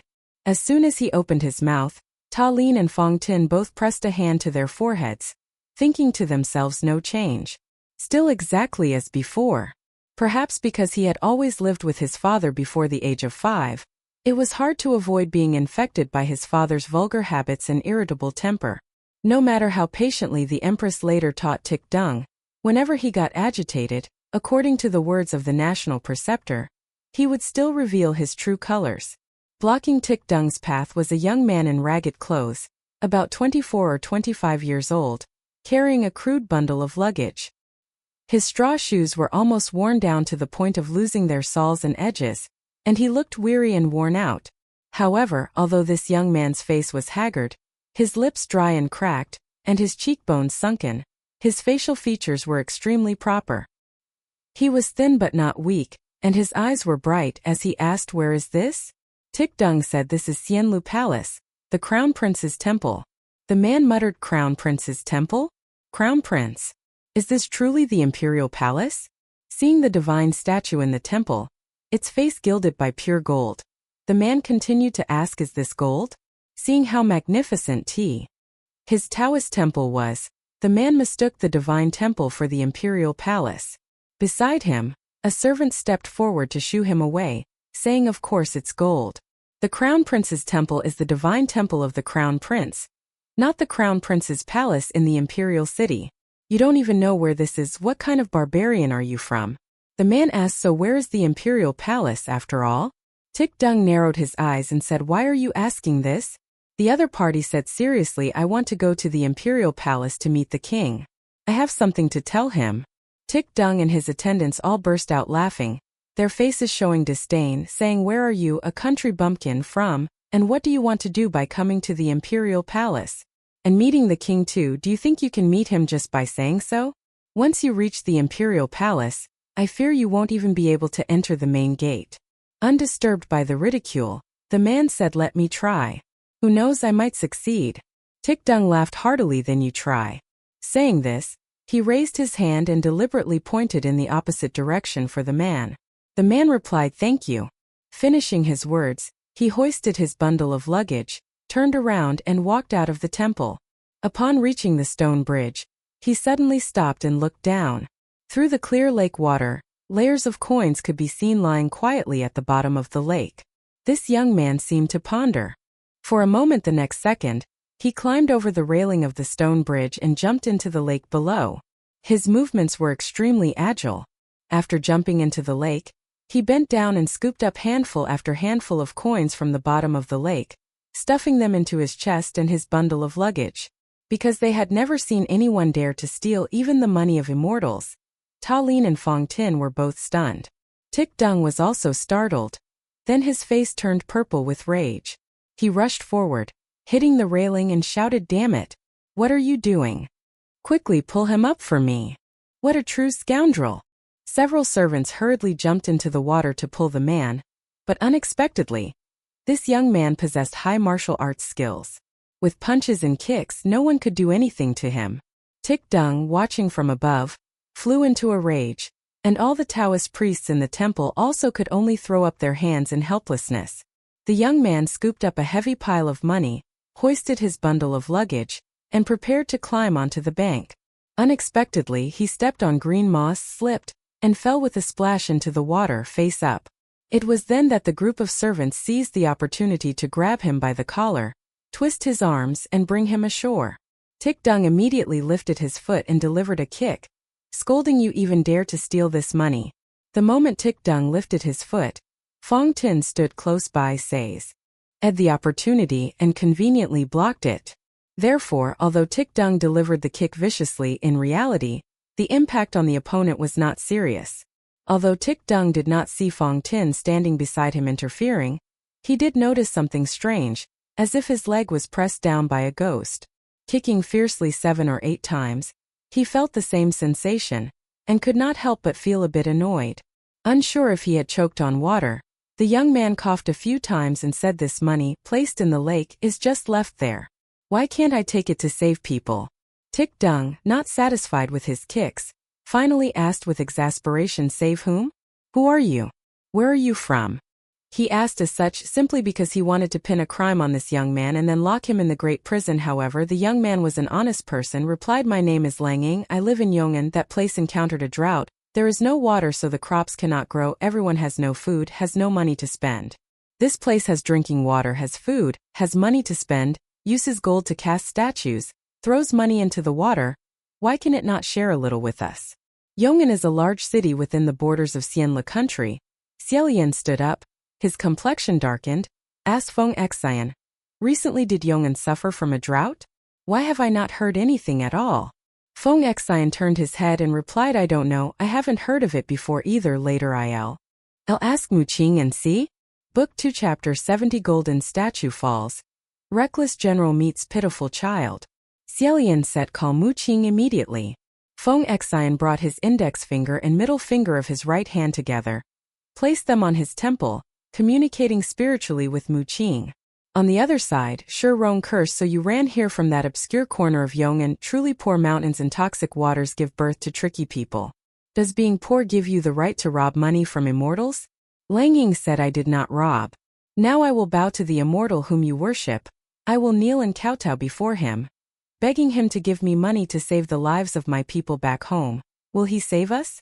Shi Rong choked, muttering to himself, if he said yes, Surely this fellow wouldn't climb up from the railing, grab the money and run away as if it were only right and proper, would he? Therefore, he said, His Royal Highness the Crown Prince is an immortal. Immortals are all busy from dusk till dawn. Who would have the leisure to pay attention to tricky people like you? Hearing that, Lang Ying slowly nodded, said I also thought he would not pay attention. Have we not begged and prostrated before? Wasn't it useless from beginning to end? So those who should die still die. Xie Lian's heart trembled. A Taoist priest shouted, This fellow dares to speak such disrespectful words in the divine hall. Does he not fear the retribution of heavenly beings? Lang Ying said again, It's nothing. If punishment comes, let it come. If one is not afraid that he will not save, why would one be afraid of his punishment? Shi Rong waved his hand. A group of servants who had been waiting for a long time rushed forward, vying with each other, surrounding the young man, punching and kicking. Feng Xian from the inside utilized every possible condition, neutralizing the force of their punches and kicks. Therefore, although Lang Ying looked as if he was being pressed down and assaulted, his face remained blank, not dodging or evading, only occasionally raising a hand to shield the luggage on his back. Shi Rong, meanwhile, held a handful of melon seeds, chewing them while shaking his leg, shouting, Beat him hard for this king. Truly, he was every bit a wicked scoundrel. Hearing his self-proclamation, Lang Ying suddenly looked up, asked, You are a king? What kind of king? Do you live in the imperial palace? Have you met the king? Shi Rong casually spat out, I am your grandfather. You still hope to meet His Majesty the king? His Majesty is busy with 1,000 matters every day. Who would have the leisure to pay attention to you? Lang Ying shook his neck, stubbornly asked, Why does no one have the leisure to pay attention to me? Immortals do not have the leisure to pay attention to me. His Majesty also does not have the leisure to pay attention to me, so ultimately, who has the leisure to pay attention to me? Ultimately, whom should I go find? Does the king know that many people have died in Yong'an? Do the people in the imperial city know? If they know, then why would they rather throw money into the water than give it to us? Shi Rong burst out laughing, Our money, we spend it however we like. Even if we play by skimming coins across the surface of the water, it has nothing to do with anyone else. Based on what must we share it with you? Just because you're poor, does that make you right? Although the words above also had a certain logic to them, speaking them at this moment was truly not very appropriate. Xie Lian was about to think of a way to shut Shi Rong up. At that very moment, a black-robed youth hastily emerged from behind the hall, asked, Your Highness, why have you called me? Xie Lian beckoned with his hand, said, Mu Qing, come here quickly. These past few days, among the prayers you have received, have you heard any news about Yong'an suffering from a drought? Mu Qing was also startled. I have not heard. Feng Xian blurted out in haste, How can there be none? The refugees from over there have already fled all the way here. Feng Xin's tone was too certain, causing Mu Qing's expression to tighten slightly. He said awkwardly, I am merely speaking the truth. There truly isn't any. Is your meaning that I intentionally knew but did not report it? Then have you received any? If there truly were people from Yong'an urgently praying for the drought to end, the Crown Prince's palace is handled by me on odd months, and by you on even months surely. It wouldn't be to the extent that all prayers related to the drought would be concentrated in the odd months, would it? So you wouldn't know anything at all either. Feng Xian was stunned, pondered and realized it was indeed logical, then said, I didn't say you did it intentionally. You're thinking too much. Hearing as if they were about to start squabbling again, Xie Lian with a headache made a pause gesture, said, All right, Feng Xian didn't mean it that way. Stop at once. The two immediately shut their mouths and did not quarrel anymore. Just as Shi Rong, watching his subordinates beat Lang Ying, finally grew weary, he grabbed the small bag containing melon seed shells, said, Drag this thief into the great prison and lock him up. The servants replied, Your command. After that, a few individuals lifted Lang Ying up. Xie Lian said, Let's first resolve the current issue, rescue this person, then I will question him thoroughly about the matter of Yong'an.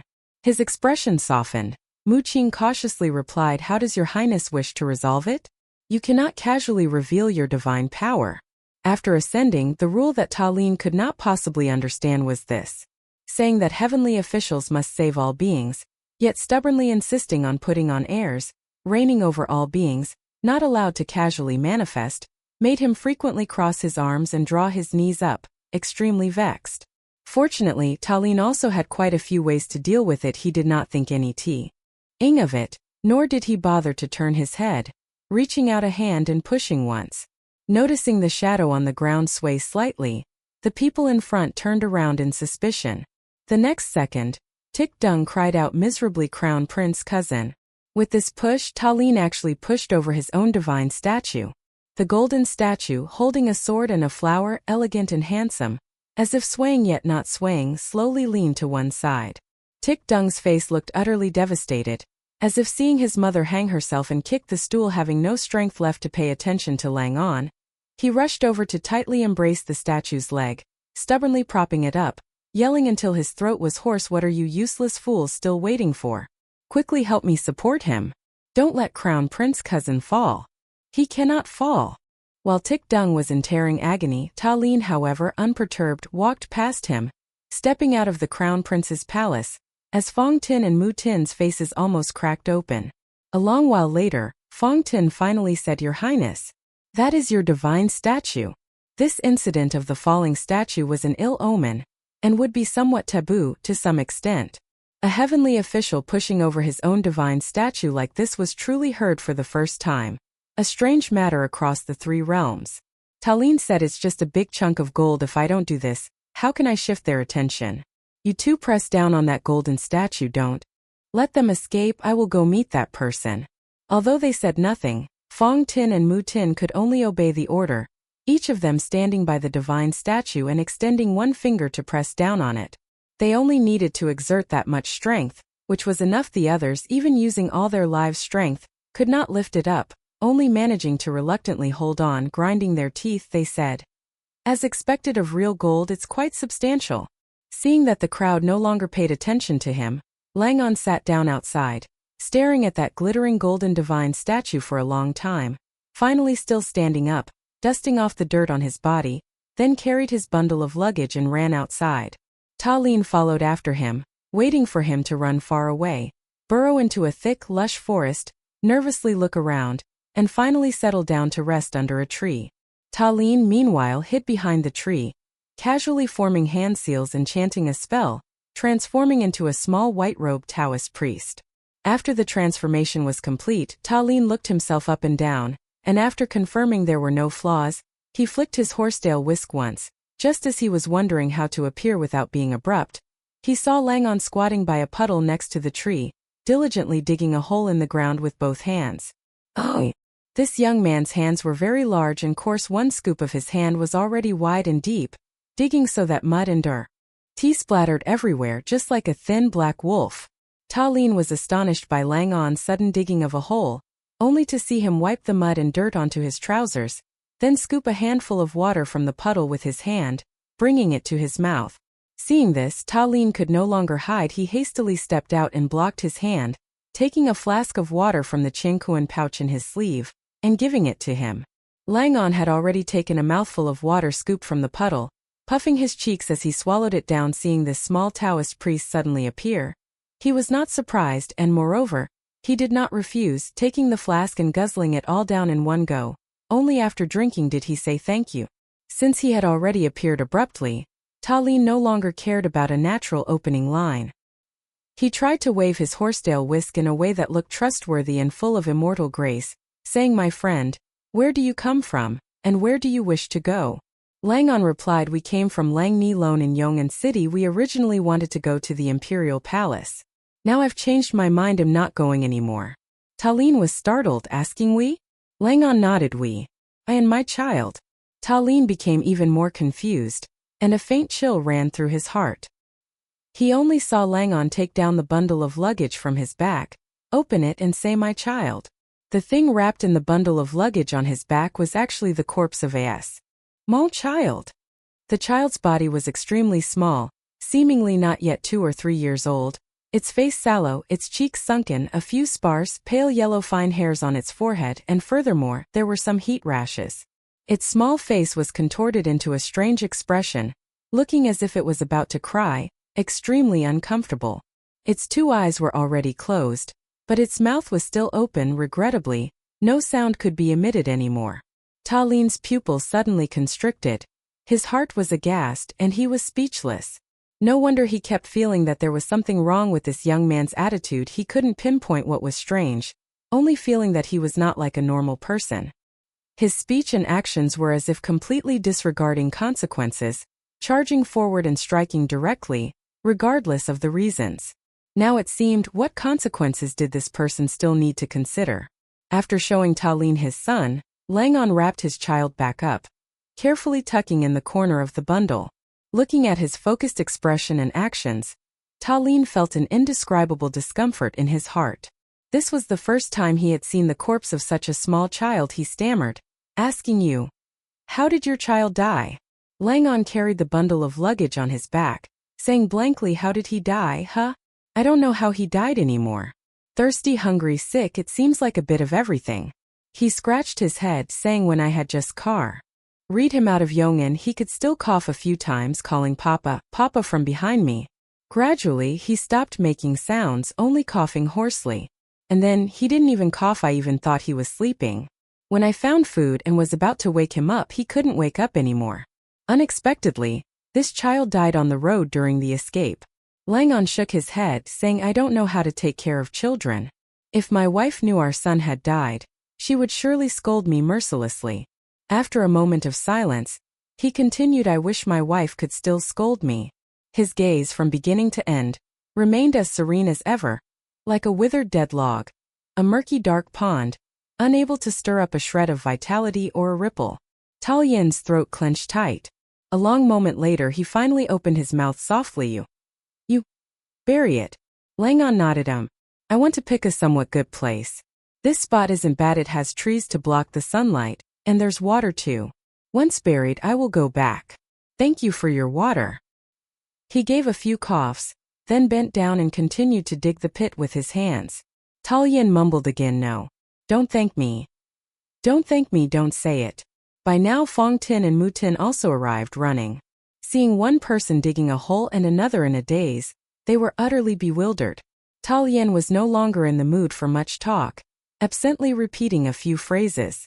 Only after a long while did he suddenly recall that merely giving water was insufficient. This man still needed to go back to Vinan. So he reached into his sleeve, fumbled for a long time, and finally retrieved an item, handing it to the other man. "Take this." Lang paused, scrutinizing the item in Ta Lin's hand. It was a crimson gem, smaller than a fingernail, its color translucent, gleaming and sparkling, so beautiful it touched the heart. Even without knowing what it was, one glance was enough to understand that this tiny object was surely worth a king's ransom. This was precisely the other earring from the pair of red coral jade earrings that Ta Lin had worn during the Lantern Festival, Heavenly Offering Parade 3 years prior. Mu Tin could also be said to have a deep impression of this gem. The moment he saw it, his expression shifted. Lang did not refuse either, as if having utterly lost all the politeness and apprehension that an ordinary person ought to possess. He instantly reached out and took it, saying, "Thank you." Lang carefully tucked the gem into his sash, then unstrapped the travel bundle from his back, gently letting it down into the hole, and said, "Father will come back to see you immediately." After saying this, he solemnly used his hands to heap soil over the cloth bundle. Ta Lin pressed a hand to his forehead, shutting his eyes tight. A moment later, he swiftly departed. Fong Tin asked, "Surprised, Your Highness, what did he bury?" "He mentioned father? Is he burying a person?" Mu Tin, however, was concerned about something else, saying, "Your Highness, I just went to investigate and clarify the situation. The region of Vinan was originally not affluent, with very few palatial temples and shrines built. Not to mention, it seems the Taoist temples there have a rule that those who do not worship are not permitted to enter the shrines to visit. Thus, only the wealthy could enter the crown prince's temple, while the poor and afflicted were fundamentally unable to enter." Ta Lin did not answer, speaking in a low voice. "You two, go to Vinan to assess the situation. I will go to meet the national master and demand to know what the matter truly is." Never before had his countenance been so grim. The two attendants dared not be careless, replying in unison, and set off at once. Ta Lin turned and rushed rapidly towards Mount Taizong. It appears that the natural disaster situation in Vin and is likely great rather than small. However, even if he could not hear the pleas for blessing, the imperial palace could not possibly be unaware. Book 2 Chapter 71 Heavenly Immortals Cannot Interfere in Mortal Affairs. Mount Taizong Crown Prince Peak. By this hour, visitors on the mountain could no longer remain. All had been escorted out of the temple gates, leaving Huangji Abbey. Within Xianlu Palace, chanting echoed in waves. Over 1,000 Taoist disciples were studying their evening lessons, while the 4 national masters were presiding over the spiritual rites at the base of the 5 Zhongtal Ji Olden statue. Within the Crown Prince's main hall, blessing lamps were arranged in rows on both sides, reaching from the ground to the ceiling. Ta Lian descended from above, lightly alighting upon the altar, and just so happened to sit primly before his own divine statue. He flicked his hand, and a sudden gust of wind stirred on the flat ground. Innumerable lamps began to slowly turn. The lamps flickered. The Taoist disciples anxiously raised their heads, clicking their tongues in wonder, and faint whispers echoed. The national master, who had been sitting quietly on his chair with his eyes tightly closed, then suddenly opened his eyes and said, "We will stop here today. All of you may leave." The Taoist disciples rose and withdrew. The 3 remaining vice-national masters, although they could not perceive Ta Lian's true form, also surmised that something had just arrived. All 3 simultaneously withdrew, closing the main doors of the divine hall. The moment the grand doors closed, Ta Lian spoke in haste. He said, "National Master, are you aware of the great drought in Vinan? The emperor seems to have made no move at all. Has something occurred within the court? Or does the emperor not fully grasp the specific situation? Divine officials cannot secretly reveal themselves before mortals. There is only one exception before cultivators of high status, such as a national master or a sect leader, the one who manages a religious sect. Those with such profound spiritual cultivation indeed the representatives of divine officials in the mortal realm. Therefore, Ta Lian could converse directly with the national master. The rule one must not kneel within the Crown Prince's main hall was precisely Ta Lian using the national master's words to convey. He had simply assumed that there was some particular circumstance that prevented the king from having time to address the natural disaster in Vinan, that it was merely out of helplessness, or that the king was unaware the situation had become so dire, resulting in so many deaths. To his surprise, the national master replied, "His Majesty, the king is still in good health, nothing major has occurred, and he is well aware of the natural disaster in Vinan." Ta Lian asked why. Kwaksu replied, "Because it is useless, that is all." Ta Lian was startled. "Useless is how?" He paused for a moment, his mind only then caught up, and he said, "Your meaning is, because I am a martial god so I cannot manage affairs of drought, therefore mentioning it to me is useless, is it? But perhaps you have forgotten, I am not only a martial god, I am also the Crown Prince of Xianlu. The people of my country are now sinking deep in boiling water and burning fire. How can I sit still and ignore them?" Thinking for a moment, Ta Lian continued to say, "The urgent matter at this moment is to rescue the drought victims of Yong'an. Please trouble yourself on my behalf to offer advice to Father Emperor. Do not build any more temples or shrines. Crown Prince temples across the entire country are already very numerous. I do not need them anymore either. And that pile of gold statues, they can all be melted down and distributed as money for disaster relief. The west of Yong'an suffers a great drought and lacks water. So then dig a river, lead water from the east, irrigate crops, cultivate the land." As Ta Lian spoke, Kwaksu shook his head, muttering, "Too early." "Too early?" Ta Lian asked in a puzzled tone. "What did you say was too early?" Kwaksu replied, "For what reason did I say you should not ascend too early? Now have you understood? Because the people of your country have not all died yet." "Oh!" Ta Lian's eyes widened round, and he said in a deep, angry voice, "Kwaksu, what words are you saying? What is called the people of my country have not all died yet?" Kwaksu replied, "You are already a god, but you still cannot forget your identity as a mortal, lingering endlessly, yet unable to cut ties with the mortal world. But if you get involved and then are powerless, in the end there will only be a mess." Ta Lian sat on the altar, Kwaksu stood below. Clearly Ta Lian was looking down, but when Kwaksu spoke these words, it seemed as if he was the one sitting far up high. Ta Lian asked, "How can I stand by powerless? As long as one is willing to act, there will be a recompense. Save as many as possible, even if only one person is saved and returned, it is still better than not inquiring at all.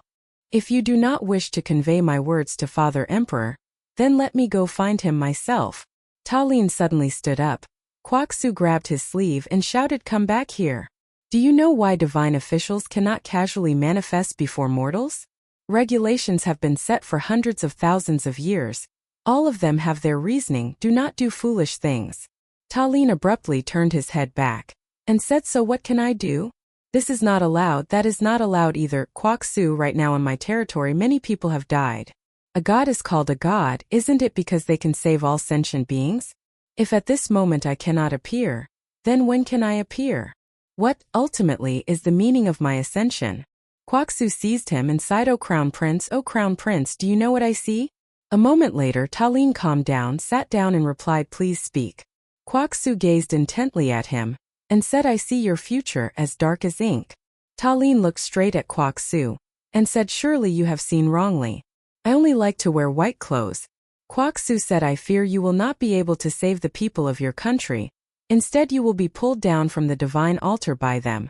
Ta Lin replied, the people of my country are not like that, they know how to clearly distinguish right from wrong. If I cannot save them, my own self sitting on the divine altar also has no meaning. After a while, Kwok Su sighed, although what your father emperor did cannot be said to be right, it also cannot be said to be wrong. You said you want to distribute money for disaster relief. In truth, it is not that your father emperor has never distributed it. You can go and see what the effect is. You said you want to dig a river to lead water. You should go and see for yourself whether that river can be made or not. Ta Lin nodded, understood. Thank you, Kwok Su. After leaving Mount Taitsong, he went straight west, arriving at Yong'an city of Xianle country. In the past 20 years, Ta Lin had never felt the sun so scorching and deadly before. The first step he placed on this land, he immediately felt an unpleasant dry heat, as if everything in the air was distorted. The sun blazed brightly high in the sky, the land cracked into shattered fragments, terribly barren. By the roadside was a deep ditch. It seemed that previously it was a riverbed, but due to the drought it was so dry that the bottom was visible. The pitch-black riverbed emitted an unusual foul, fishy smell. After walking for a very long time, Ta Lin still did not see a single piece of farmland. Perhaps there were some, but surely they could no longer be recognized as having once been farmlands.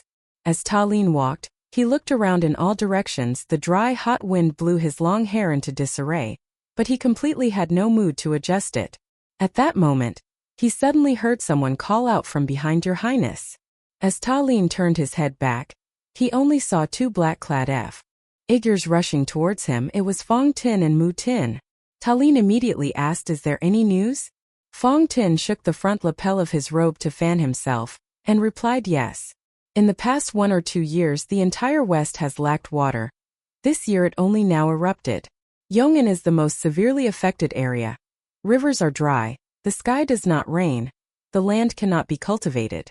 Any household with money is better off. Simply by spending money they can buy water and food from distant places. However, the great majority of those with money have long since moved their homes to the east. Those who remain are poor too, cannot run. Ta Lin frowned. Kwok Su said, It's not that my father emperor has never done anything, and also that he has issued orders for disaster relief. Why is it still so serious? Mu Qing coldly replied, Distribute 10 parts. With each descending level it is siphoned off 1 layer. Until finally it is completely drained, nothing left. Naturally it will still be just as severe. As I see it, compared to giving it away for nothing to nourish those swarms of parasites, it's better not to distribute it at all. After a moment of silence, Xie Lian suppressed his anger and said, I must make those swarms of parasites spit out, intact, everything they have swallowed.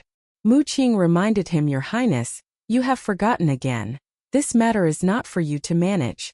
Divine officials cannot meddle in worldly disputes. 3 feet of ice is not formed by a single day's cold. Every such matter has its hidden causes accumulated over a long time. His Majesty the King is the one specialized in managing human affairs. This is his responsibility. He cannot even manage it, and you yourself bear countless prayers from your devotees. How can you cope? You want to manage this, you want to manage that, ultimately you will bring disaster upon yourself. Moreover, this is only treating the symptoms, not the root cause. Fong Xian shielded his eyes from the sun with his hand and said, To treat the root cause, there must still be water. Otherwise, Your Highness could ask the state preceptor to convey a message to His Majesty the King. To divert water from the east and distribute it equally to the west? Xie Lian shook his head. I already mentioned this idea to the state preceptor just now. Feng Xian asked, what did the state preceptor say? Oh. Xie Lian was speechless for a moment before replying in short. He said it could not be done. However, I now realize it is indeed not very feasible. To divert water, one must first dig a river, but digging a river requires mobilizing the people's strength, and who knows how many years it would take. Moreover, it would exhaust people and waste resources we cannot afford to expend anymore. Feng Xian nodded. That's true. Distant water cannot quench a nearby fire. After pondering for a moment, Xie Lian said, however, if the path of mortals cannot solve it, perhaps we can try the path of the heavenly realm. I heard a few years ago the Rain Master's tenure changed, with a new Rain Master who ascended, whose temperament is taciturn and eccentric. Let me see if I can pay a visit to inquire, and request if he could use the method of pouring rain to divert water from the east to the west. Ever since his ascension, apart from visiting Junwu, Xie Lian had never proactively visited any divine official, nor had he deliberately sought to foster connections with anyone, treating everyone in the communication array equally. For him to wish to visit any divine official was indeed an extremely rare occurrence. Mu Qing, however, said no. Xie Lian turned his head and asked why not? Mu Qing replied, Your Highness, I have just thoroughly investigated. In truth, over the past 2 years, it is not Yong'an or the West that lacks water, but the entirety of Xianlu that lacks water. It's just that eastern Xianlu is close to the sea, near lakes, and along rivers, so it does not manifest too obviously. Therefore, for now it has not become a disaster, but the total amount of water and rainfall are much less than before. Xie Lian's eyes widened. Mu Qing continued, if a river were truly dug, or if the method of pouring rain were used to divert water from the east to the west, then generally, Yong'an could indeed be alleviated a little, but it would not be a complete salvation. It could only be considered giving them one more breath to prolong their lives. But at the same time, eastern Xianlu is very likely to experience a drought. His heart began to grow tense. Xie Lian said, but the prosperous areas and the majority of Xianlu's population are concentrated in the east, more than 3 times that of the west, especially the royal capital. Once a drought occurs on this side, Feng Xian also immediately reacted, saying surely the consequences will be even more severe than in Yong'an, and there will also be more deaths. Mu Qing nodded, seriously saying, therefore, the riots that break out will also be much greater. Taking a deep breath, Xie Lian spoke up, so then, this is the reason the state preceptor said, what my imperial father is doing is not necessarily right but also not necessarily wrong. My imperial father is simply making a choice. Mu Qing said, therefore, Your Highness, it is a good thing that no one comes to your temple to pray for Yong'an's blessing. You should let His Majesty the King make the choice. Xie Lian did not reply, and turned his head away. Along the way, he saw everyone was swarthy and bone-thin. Men and children alike had bare limbs. The ribs on their chests all exuded the foul stench of the dying, making one want to scream and flee from the incredibly prominent, protruding rows of ribs on their chests. Women's skin was dry and cracked, their eyes vacant. No one wished to stir, also having no strength left to move. Everyone reeked of the foul stench of the dying, making people want to shriek and flee from this languishing land, to immediately return to the prosperous, singing and dancing, golden royal capital. After a long while, Xie Lian opened his mouth. You two stay here and help me for now. Transfer as much water over here as possible.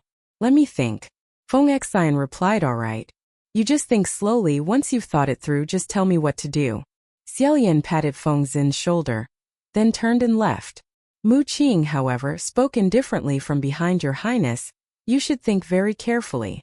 We can help for 10 or 20 days, but we cannot help for 1 or 2 years. We can save 100 people, but not hundreds of thousands. After all, you are a martial god, not a water god, and even if you were a water god, you cannot create water out of nothing. If the root cause is not solved, continuing like this is also not a good method. It's just like throwing salt into the sea.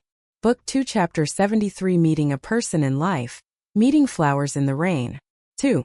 Remembering something, Xie Lian let out a soft "oh." The face wrapped in layers of cloth bandages could not help but make him recall the child he met 3 years ago.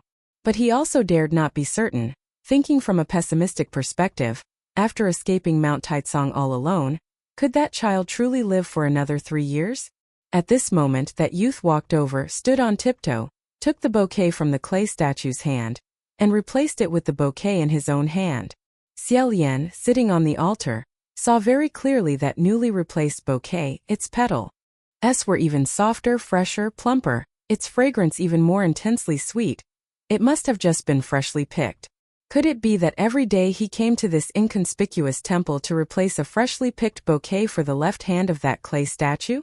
Not to mention, after offering the fresh flowers, that youth stood beneath the clay statue of the crown prince, clasped his hands in a ritual gesture, silently prayed for blessings, not kneeling down and then speaking carelessly like outsiders, truly taking Xie Lian's words to heart. 3 years. So many devotees had visited Xie Lian. There were influential officials and nobility. There were outstanding figures of the time. There were those with astonishing wealth and power. But the one who truly made Xie Lian feel sincere was a child barely 12 or 13 years old. Moreover, he was a child in ragged clothes whom the magnificent and splendid golden palaces would never allow inside. Thus, he could only come to this village's small temple to pay his respects. This emotion was indeed hard to describe. At this moment, from outside the temple door came the sound of splashing water. A group of children, umbrellas open, laughing noisily, ran past. Initially, Xie Lian thought they were just passing by. Who knew that these youths ran past and then ran back, as if they had discovered something truly rare and strange, clapping their hands and saying, "Oh my, the ugly kid is being chased out again." These youths were also about the same age as the small devotee in the temple, but each of them was taller than him. It seemed they were very well raised by their parents. Likely because a festival was approaching. Each child was wearing new clothes and new shoes. They stood before the temple door, splashing water and playing, their smiles innocent and lively, carrying not a trace of malice, seemingly not feeling that ugly kid was a rude remark, nor feeling that their words hurt others, truly only thinking that calling him so was amusing. That youth clenched his hands into fists, but because his fists were too small, they held no intimidating power. The children outside the door again shouted loudly, "Today the ugly kid is sleeping in the temple again. Watch out when you go home, your mother will beat you to death." Xie Lian frowned. One of the youth's eyes, streaked with blood vessels, was revealed beneath the bandages. He raised his fist and angrily yelled, "I have no home. I have no mother. She is not my mother. Get out. All of you get out. If you yell again, I'll beat you to death." Those children, however, were not scared at all, stuck out their tongues and said, "If you dare hit us, watch out. Well, tell your father again, and let him teach you a lesson." One of them winked a signal saying, "That's right, you don't have a mother because your mother doesn't want you. You also have no home, your family despises you, so all you can do is stay in this dilapidated temple." Speaking of this, that youth suddenly let out a loud shout and lunged forward. Though his head was small, his momentum was overflowing. His fierce shout scared those children, making them want to flee, but the one who was fiercely fighting with him shouted, "What are you scared of? We have more people." So the whole group turned back, numerous hands and feet pulling and hitting him. Xie Lian truly could not bear to watch any longer. He waved his hand. A strange surge of energy suddenly appeared in the air, separating the two groups of youths. Immediately after, the ground rumbled and churned up a pile of foamy water, tossing those youths tumbling backwards. After all, they were just children, suddenly tumbling down in such a bizarre manner, even swallowing a mouthful of dirty water mixed with mud. Their new clothes also soaked wet, becoming even more ragged and filthy than the one they had mocked. The children instantly switched from laughing heartily to crying bitterly, crawled up from the ground, crying hysterically, clutching their umbrellas, and ran off. Xie Lian shook his head. He, as the dignified martial god, who eradicated evil spirits and ensured safe journeys, this was the first time he had intervened in such a childish dispute, although it was still chasing away the wicked side. But he felt not a single sense of accomplishment. Turning his head to look at that youth, Xie Lian was slightly startled. In the midst of the chaos, the bandages on his head had been pulled down by half, revealing half of his face, covered in swollen bruises, clearly not from the recent beating. Xie Lian had not yet had a chance to look closely. He had already quietly rewrapped the bandages, hugged his knees, and sat by the foot of the clay statue. Xie Lian had come to this crown prince temple. His original intention was to find a nearby place to summon Feng Xian and Mu Qing, and issue orders to discuss important matters. Who knew he would encounter this little friend, and then could not help but begin to pay attention. After issuing the summons, he squatted beside him, observing him. Not long after sitting, a rumbling sound came from that youth's stomach. On the offering tray were some fruits and pastries, although they looked dry and not very appetizing, but something was better than nothing. Xie Lian then chose a fruit and gently tossed it onto him. Struck by the fruit, the youth suddenly brought both hands to his head, curling into a ball, adopting a defensive posture, as if what was thrown at him was a rock, and immediately more rocks would be thrown. After a long while, after nervously looking around and discovering it was only a fruit and there was no second person here, he hesitated for a moment, then picked up the fruit, wiped it on his clothes a few times, then placed it back on the offering tray, ultimately preferring to endure hunger rather than eat the offerings on the tray. Next, he walked to the door, looked at the pouring rain outside the temple, seemingly wanting to go out to find Od, but the rain was truly too heavy. Not wanting to get soaked in the rain, he returned again and curled up to sleep by the foot of the clay statue. At this moment Xie Lian and Mu Qing, hearing the command, hurried over. The two of them came around from behind the temple. Xie Lian, annoyed, asked, "Your Highness, where did you find this tiny crown prince temple? Why must you issue orders here?" Just as he lowered his head, he suddenly saw someone curled up on the ground, almost stepping on him. Xie Lian blurted out, "Damn it. Why is there a kid here again?" Mu Qing also lowered his head, looked closely several times, then hurriedly asked, "Your Highness, is this the child who escaped Mount Taizong 3 years ago?" Xie Lian shook his head. "I dare not be certain. I don't know his name nor do I know what his face looks like." The three of them stood around a child who was completely unaware. Exchanging a few words, that youth shifted and rolled around on the ground, wiped his face and unexpectedly wiped out blood from his nose, mouth and the corners of his lips. Seeing this, Xie Lian felt even more that he could not let him continue to lie there like that, saying, "Let this child leave here first. It's getting dark. This temple is not a good place to spend the night." Xie Lian said, "Does he perhaps have nowhere to go? If that is the case, I'm afraid he can only spend the night here." Xie Lian said, "He has a home, but it's probably not very good there. Even so, this temple is also not a good place. Before we leave, let's find him some food. He also has wounds on his body." Mu Qing then said, "Your Highness, forgive me for speaking frankly. At present, we have no time to worry about such trivial matters. Have you perhaps made a decision by summoning us here?" Heavenly officials of the upper heavenly court, since ancient times, no one had ever collected all the prayers of all their devotees.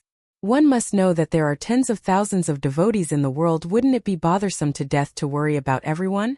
Therefore, at times, they would open one eye and close the other, pretending not to hear certain profound or insignificant, trivial prayers. Thanks to this, many troubles were averted. However, perhaps because Xie Lian was still very young with abundant energy, he had not yet reached the point of agreeing with this flexible way of adapting. After a moment of thought, he held the umbrella gifted by a passerby and walked out of the temple. Xie Lian slowly opened the umbrella. Raindrops pattered down onto the umbrella's surface. Hearing this sound, the youth lying on the ground thought someone was approaching, so he stirred slightly. But perhaps thinking that whoever came had nothing to do with him, he lay back down. Xie Lian placed the fully opened umbrella at the entrance. The youth heard the sound still echoing endlessly, perhaps finally finding it strange. He then stood up and went out to see, only to find a red umbrella placed at an angle on the ground amidst the rain, like a lone crimson flower blooming starkly. The youth was instantly stunned. Seeing the youth step forward to embrace the umbrella, Mu Qing said, "Your Highness, this far is enough. Making it too obvious if he finds out, it will only invite trouble." Unexpectedly, Xie Lian hadn't yet replied when the youth rushed back in, standing behind them and calling out loudly, "Crown Prince, Your Highness." All three were simultaneously startled, turning their heads to look.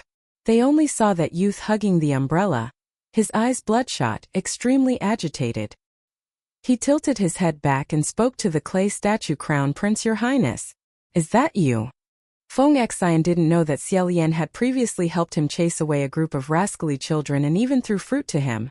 So he said in surprise, "This kid is quite sharp." He actually found out.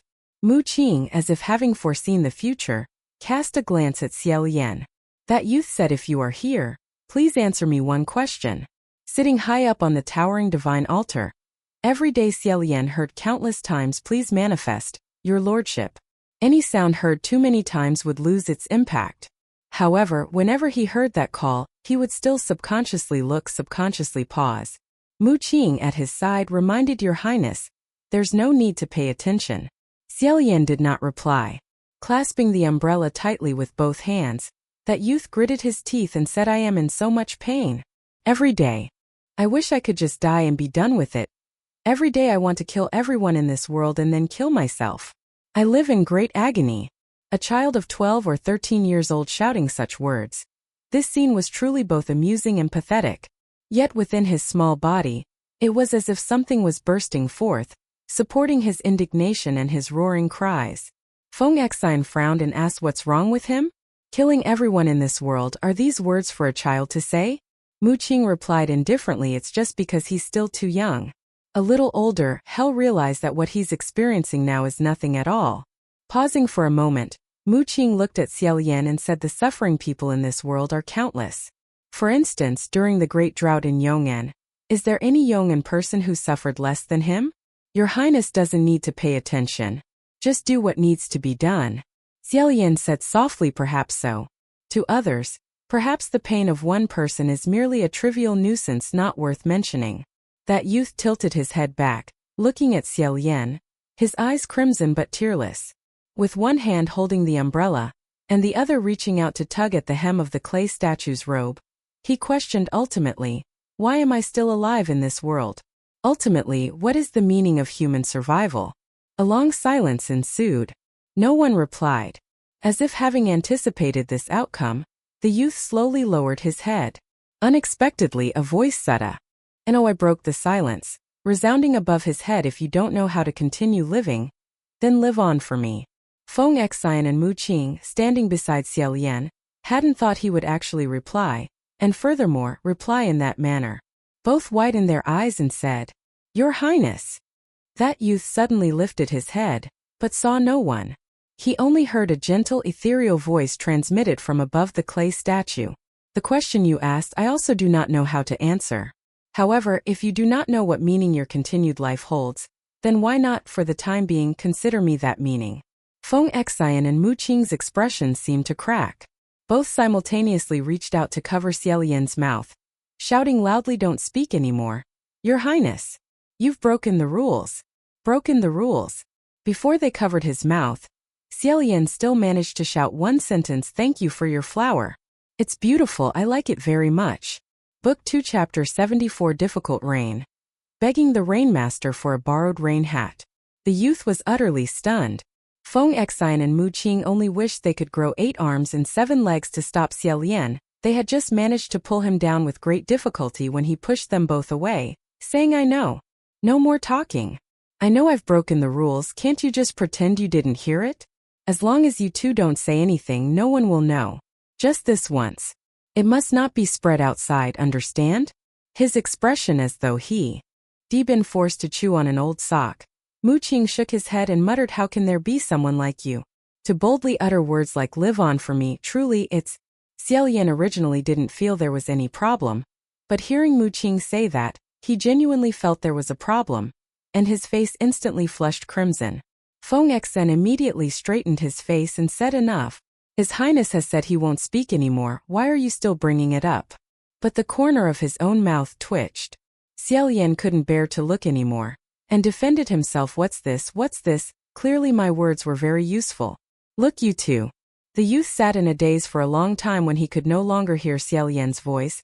He rubbed his face vigorously, took the tray of offerings from the table, hugged it to his chest, and began to eat the shriveled fruits and dried pastries on the tray, struggling to chew and swallow, eating like a small beast, both pitiable and fierce. Xie Lian bent down to look at him, then smiled and said to the other two, look, you two, it's useful, isn't it? Earlier he didn't eat, but now he is. Mu Qing replied, yes, it's useful. You're a god after all. Feng Exine also replied, right, it's useful. You're a god after all. Oh. Xie Lian said gravely, that's right, I am a god. I called you two here, truly because I have made a decision. At this point the atmosphere, which had just been relaxed for a short while, suddenly became heavy again. Feng Exine asked, how will you do it? While Mu Qing asked, are you still going to oversee it? Xie Lian said, manage it, of course. It's very simple.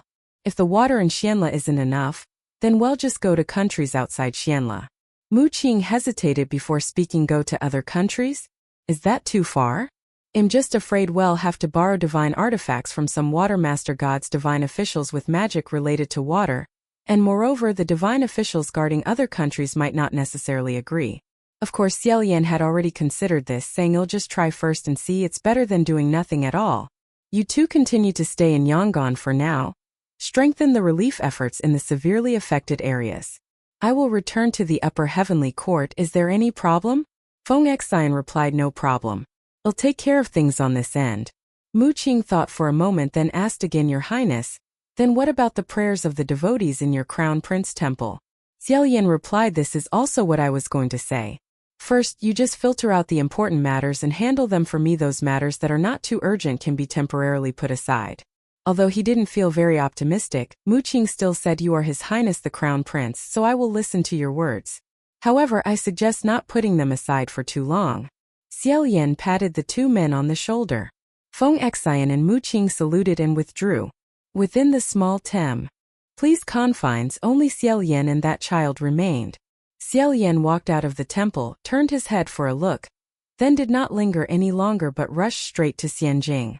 Initially, he intended to visit several water master gods first, but strangely, all the leading ones coincidentally were not present in their residences in Xianjing. Only one rainmaster did not live in Xianjing. Xie Lian was walking hurriedly on a road in Xianjing when the first person he passed was a female civil official in black robes holding several stacks of documents. She smiled and spoke, Your Highness the Crown Prince, it seems you have returned. Xie Lian hurriedly asked Nangong, You've come at just the right time. Do you know where the rainmaster's residence is? This girl in black robes was named Nangong Jia, a low-ranking civil official of the lower heavenly court. After Xie Lian's ascension, many minor matters were received and handled by her. Because her information sources were quick and her work satisfactory, Xie Lian had a very good impression of her. Nangong Jia replied, Currently, His Excellency the Rainmaster has not yet finished building his residence, and is temporarily residing in the Rainmaster's country in the south. After showing Xie Lian the Rainmaster's residence, she then asked, Why are you looking for that, Excellency? Xie Lian replied, I have an urgent matter, thank you. Just as he was about to leave, he suddenly turned around, gave a light cough and awkwardly asked Nong. You're quite familiar with the divine officials in the upper heavenly court. Can you tell me, does His Excellency the Rainmaster particularly like anything? Normally, after a newly ascended divine official takes office, if a bit clever, they would visit the grand temples of all divine officials in the same heavenly court and give gifts in turn. This was to show respect, and also almost an unwritten rule. However, because Xie Lian's ascension was too sudden, when he first ascended, no one guided or instructed him. It wasn't until later that the imperial preceptor reminded him. Firstly, he had missed the best opportunity, and giving gifts now would be very awkward. Secondly, this kind of matter would inevitably remind people of corrupt officials using backdoor connections in the mortal realm. As the Crown Prince, Xie Lian felt this was improper, and in the end, he still decided to let nature take its course, believing that eventually there would be an opportunity to sincerely and appropriately build closer relationships with his fellow immortals, those who also served as immortals. Originally, his demeanor was so elegant, but now his attitude was completely the opposite. Actively asking what a divine official liked was like preparing to bribe someone, making it hard to avoid feeling awkward. Yet if he didn't do that, there was no other way. The few who lived in Xianjing had at least conversed in the communication array, so any conditions or favors could be easily negotiated.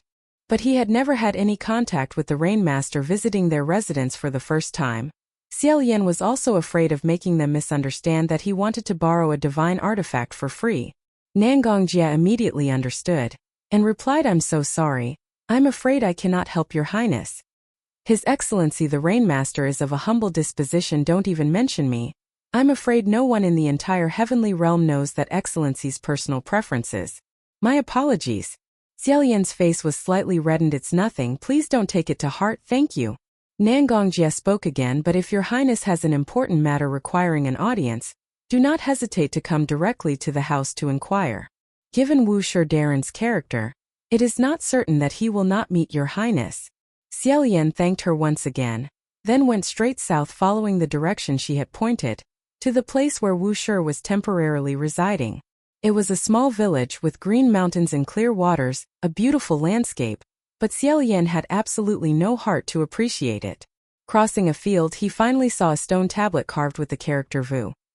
Logically speaking, passing this stone tablet meant entering the domain where Wu Shi was temporarily residing, and it should be that all living beings here were Wu Shi's subordinates. However, throughout the journey Xie Lian took, he only saw lush green fields everywhere. In the fields, buffaloes lowed what? Wheels spun vigorously, and diligent farmers planted rice seedlings.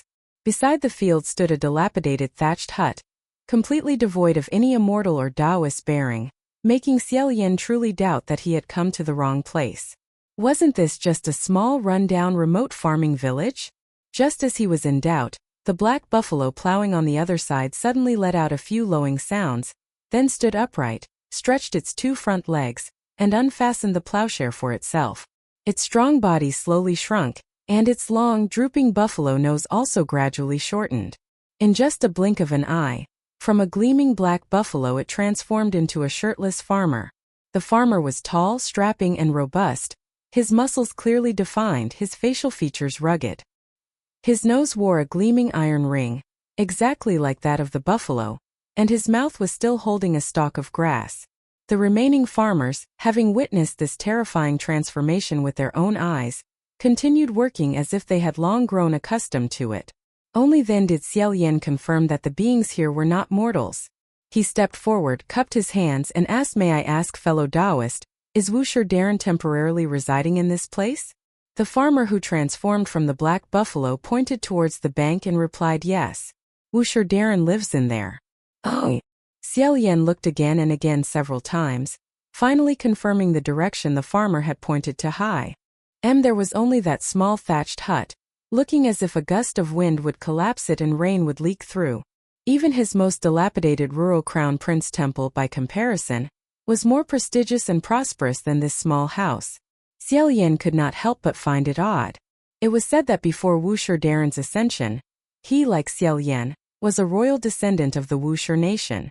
It was precisely for that reason that he did not directly use rare and precious stones of this world as gifts for Wu Shi, perhaps because Wu Shi's feelings towards them were similar to his own, thus it was nothing strange. Why, after his ascension, had Wu Shi fallen into such a state of decline? Perhaps this was also a method of cultivation. Xie Lian did not reduce his decorum in the slightest, thanked the farmer, and then approached the small house. Standing outside, he called out in a loud voice, "Wu Shi Darren, Crown Prince Xie Lian, has presumptuously come to visit. Without prior announcement, I beg your highness forgiveness." There was no sound from inside the house. The farmer, pulling the plowshare, walked over and asked, "Are you that crown prince, your highness, who ascended at 17 years old?" Xie Lian replied, "I am ashamed." The farmer said, "What is there to be ashamed of? It's the truth. But Wu Shi does not like to meet people, and recently he was injured, so I am afraid he cannot come out to meet you." Hearing this, Xie Lian felt a little disappointed. Ut still harbored the desire to try. "Might I ask your highness to convey a message on my behalf? This humble one has an important matter to request. If Wu Shi Darren, after hearing it, finds it inconvenient, I will absolutely not insist." The farmer laughed heartily and replied, "There's no need for me to convey a message. We already know what you've come for. Xianlu has no water. That doesn't feel very pleasant, does it?" Xie Lian was startled and asked, "Your highness knows about Xianlu's situation?" The farmer replied, "Of course we know. It's not just a few poor, secluded mountain dwellers like us who know Xianlu has been struck by disaster. Who isn't aware of it now?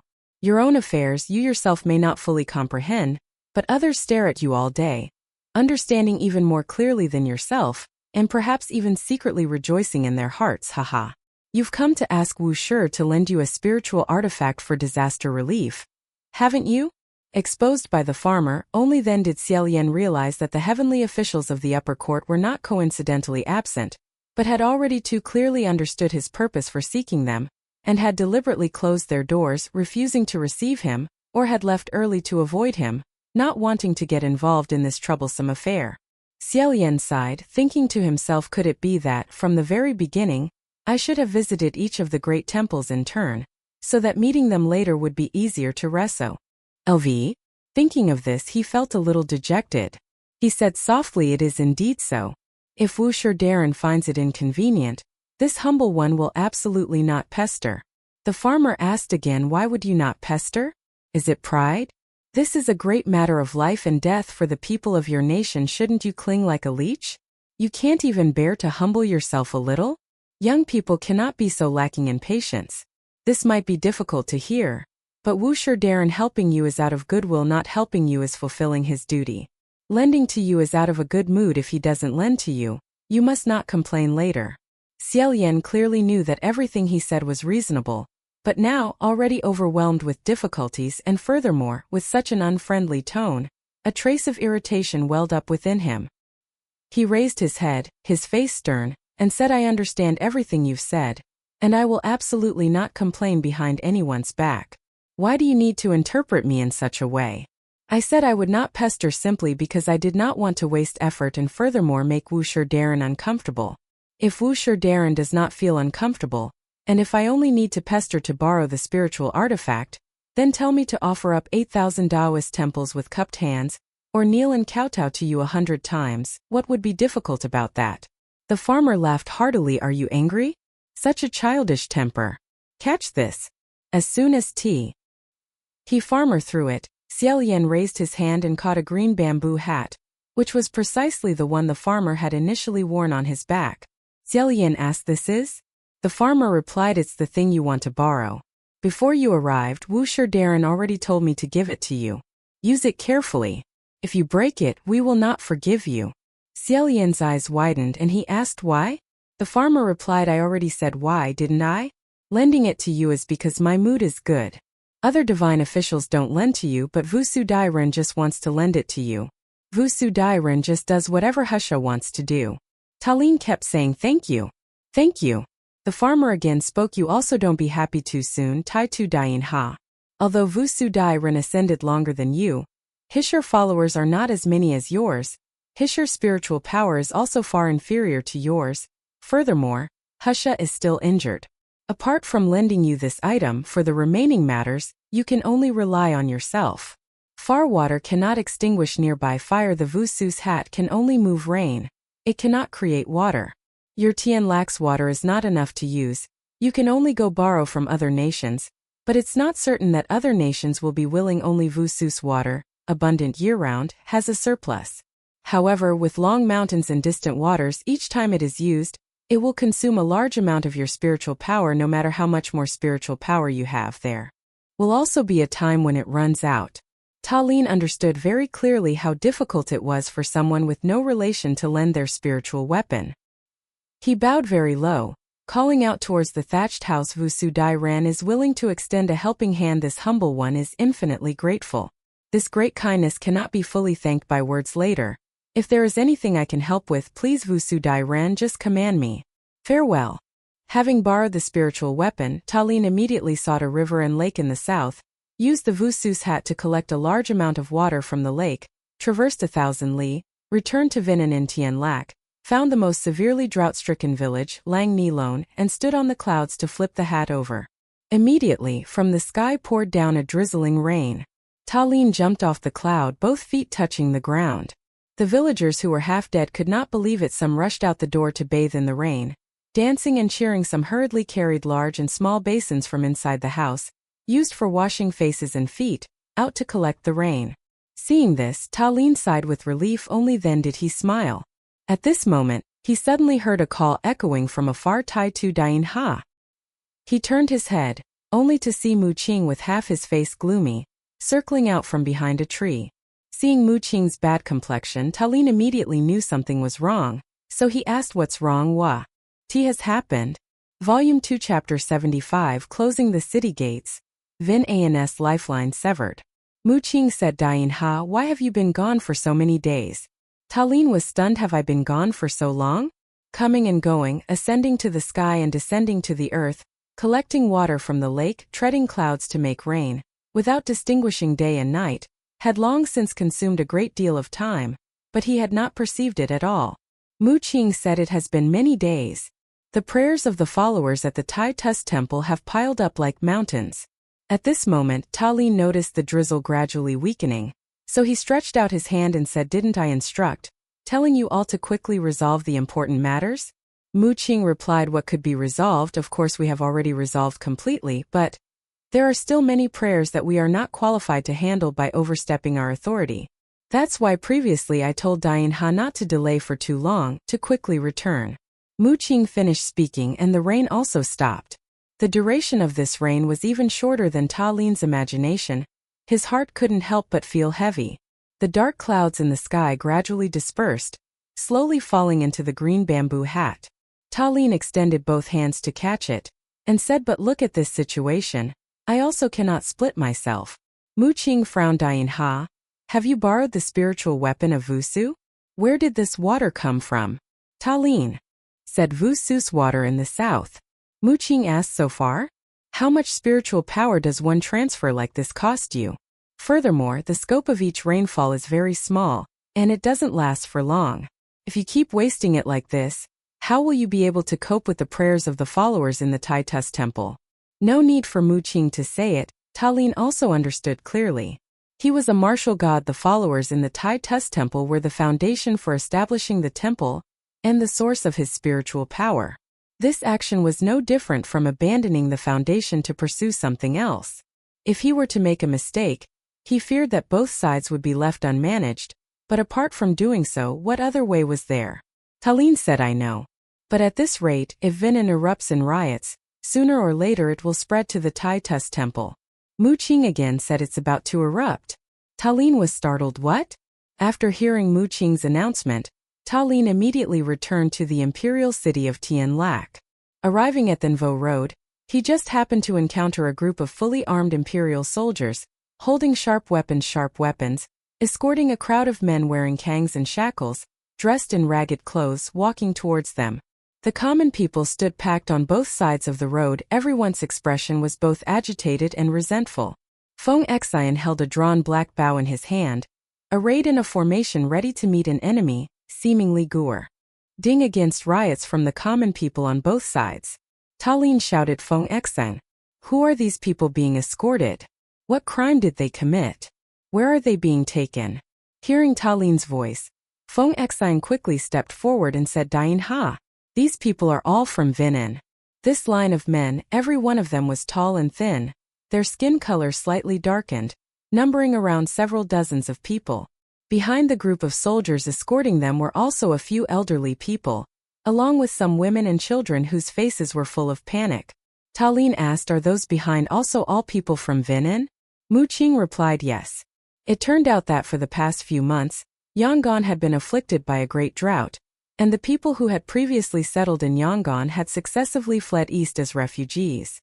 A group of several dozen people was not yet clear to see, but as of now, over 500 refugees had fled here. Those more than 500 people gathered in one place, their heads packed densely, so it was very clear to see. This group of Yangon people was not yet accustomed to life here with empty hands. As soon as they opened their mouths, their accents from a different region were clearly revealed. Having set foot in a strange yet prosperous imperial city, they naturally wanted to huddle together in a group to warm each other. Thus, they searched all over the imperial city of Xianlu, and finally found a lush, green piece of land with no inhabitants. Overjoyed, they set up tents here as a temporary resting place. Unfortunately, although this lush, green land truly had no inhabitants, it was the bright moonlight in the hearts of the imperial city's literati. The people of Xianlu were accustomed to enjoyment and appreciation because of the beauty of this place. Many imperial city dwellers, when idle with nothing to do, would come to this lush, green land to stroll, dance, practice swordsmanship, recite poetry, paint, and gather. Meanwhile, Yangon was located west of Xianlu, its land barren and already poor, and the temperament and customs of its people were also vastly different from the people of eastern Xianlu. Compared to them, the imperial city dwellers could often more deeply realize that they were the legitimate people of Xianlu. Now this once elegant place was occupied by a group of refugees, all day long boiling medicine, wailing, washing clothes, lighting fires, the stench of sweat and foul leftover food wafting everywhere, making it unbearable for many nearby residents, who complained endlessly. In fact, the leading Yangon elders knew that full well they also wanted to move elsewhere. But the imperial city was already densely populated. Wherever they moved, it would be packed with people. They couldn't find any other place that could accommodate so many people, let alone that among these more than 500 people were children and old, weak women, injured and sick, unsuitable for frequent movement. So they were forced to act cautiously, shamelessly staying put and not leaving. Although the imperial city dwellers were dissatisfied, they were countrymen after all. If they had met with disaster, they would temporarily endure it. Upon hearing that, a line of soldiers escorting several dozen Yangon men arrived at the market gate, shouting orders, "Kneel down." Those Yangon people showed defiance, but with blades at their necks. Even if they didn't want to kneel, they had to. Seeing them kneel unevenly high and low, among the imperial city dwellers standing by, some sighed, some vented their anger. Xie Lian asked, "According to your words, both sides have been enduring, so what is happening today?" Feng Xian and Mu Qing had not yet answered, when among the crowd, a woman kowtowed and wailed, "You barbaric thieves and robbers! After stealing chickens and dogs, you even beat my husband to such a state he can't even crawl up. If anything happens to my husband, I'll stake my life against yours." Several people nearby quickly comforted her.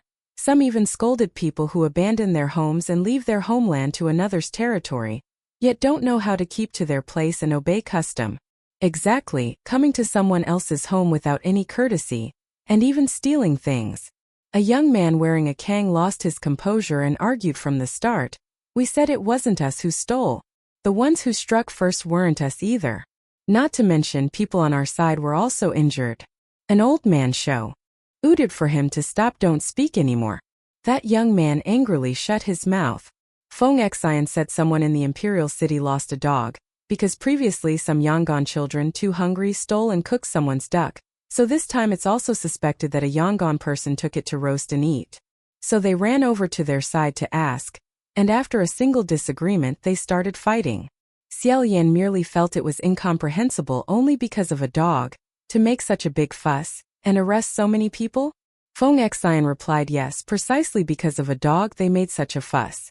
Both sides had endured each other for a long time. So a small matter became a big one. Both sides swore, saying the other party struck first, that it was the other party's fault. They brawled intensely, and for some reason the fight escalated. A leading soldier shouted, "Gathering to cause trouble will be severely punished without mercy. Wear kangs for public display, and do not re-offend." After speaking, he stepped back. The next second, a crowd of people began to throw vegetables and rotten eggs at those Yangon men. Several elderly people bowed their backs and said to all sides, "Pardon us, sirs, pardon us. Please be merciful, please be merciful." Although Xie Lian thought it was truly making a mountain out of a molehill utterly absurd, he could still generally understand saying so. In the end, did they steal it or not? Has that dog been found yet? Feng Xian shook his head. Who could know that? After eating, one only needs to discard the bone fragments. Who could still find it? However, looking at their expressions, I feel it's not likely they stole it. However, it was clear that the imperial city soldiers would judge in favor of the imperial city dwellers regardless of whether there was theft or not. If a fight had occurred, it was certainly the Yangon people who were in the wrong. Especially since the men of the imperial city were fond of joking around, not as skilled in fighting as the Yangon men. It seemed this time they were beaten thoroughly by people from another region, losing all face, and a deep animosity had formed. Xie Lian shook his head, glancing over, suddenly discovered that among this line of Yangon men, there was a young man standing in the middle, head bowed, who looked incredibly familiar. It was precisely the young man Lang Ying who had buried his child in that small forest. Xie Lian was immediately stunned. At this moment, someone nearby complained, "How is it that I feel the Yangon people in the imperial city have been growing in number over the past few months, and today they even dared to fight people? Surely they don't all want to move here, do they?" A man who looked like a merchant waved his hands wildly, saying, "His Majesty the King will not agree. A few days ago my house was broken into and robbed by Yangon people. If they all swarm over here, what will become of us then?" Hearing him say that, Lang Ying, who had kept his head bowed, let vegetables and fruits be thrown all over his face, suddenly looked up and said, "Did you see it?" Unexpectedly, this person spoke to him, and the merchant casually replied, "What?" Langon asked, "The Yong people stole your belongings. Did you see it with your own eyes?" "Oh." That merchant said, "I did not see it with my own eyes, But it was always peaceful before. Only after you all arrived did it suddenly get stolen. Could it be that it has no connection at all to you all? Langon nodded. So that's how it is. I understand. Before we came, the ones who stole things were all of you. After we came, the ones who stole things are all of us. His words were not yet finished when a rotten, ripe persimmon flew whirling towards him, striking Langon's mouth corner, looking as if he had vomited out a large blood flower. That merchant let out a snicker. Langon's gaze was indifferent. He closed his mouth and spoke no more. Lian transformed the sharp stones thrown towards the young and youths, so that they would not suffer bloodied heads. This public display continued until dusk. The surrounding populace slowly dispersed. The soldiers felt satisfied. Only then did they arrogantly unlock the kangs, warning them not to stir up trouble again in the future, otherwise they would certainly not be let off lightly. Several elderly people continuously bowed their heads, nodded and smiled placatingly, guaranteeing they would not re-offend, while Langon appeared calm, casually walking away. Seeing him leave alone, Lian seized the opportune moment, darting out from behind a tree trunk, blocking his path. Lian suddenly appeared. At first Langon's gaze turned cold. For an instant, it seemed as though he wanted to reach out and choke his throat. The very next moment, after clearly seeing the person who arrived, he withdrew the arm he had not yet extended, saying, "It's you." The form Lian had transformed into was that little Taoist priest. Slightly startled by Langon's misstrike earlier, he thought to himself, this person's martial arts are quite formidable. Then he said, "I already gifted that jade to you. Why did you not take it back to Yong'an?" Langon looked at him, replied, "My child is here, I am also here." Pausing for a moment, he took the coral jade out from his belt, saying, "Do you want to take this back? I'll return it to you." On Langon's hand, as he offered the jade, there were still bruises from wearing the kang. Silently for a moment, Lian did not accept it, saying, "Go home. Today Lang and I alone had rain." He pointed at the sky, saying, "Tomorrow it will rain again. I guarantee it, it will definitely rain." Langon shook his head again, saying, "Regardless of whether it rains or not, I can no longer return." Watching Langon's receding figure, Lian was stunned for a moment, feeling only boundless melancholy. In ancient times before his ascension, it seemed he had no worries at all. Whatever he wanted to do, he could accomplish it all. Who would have thought that after ascension, as if all of a sudden, he had been enveloped by endless melancholy? There was the melancholy of others, and also his own melancholy. To want to do one thing and yet find it so difficult, gaining this but losing that, powerless to do as he wished. Lian sighed and then turned to leave, returning to the Crown Prince Temple, to resolve the prayers that had accumulated for many days from his devotees. Nevertheless, Lian was not the most melancholy person. The king was. The worries of the king of Xianlu became reality. Those more than 500 young and people were merely the first step. Through many journeys south and north, Lian held the borrowed Rainmaster's hat, using his own solitary power to cast spells to create rain.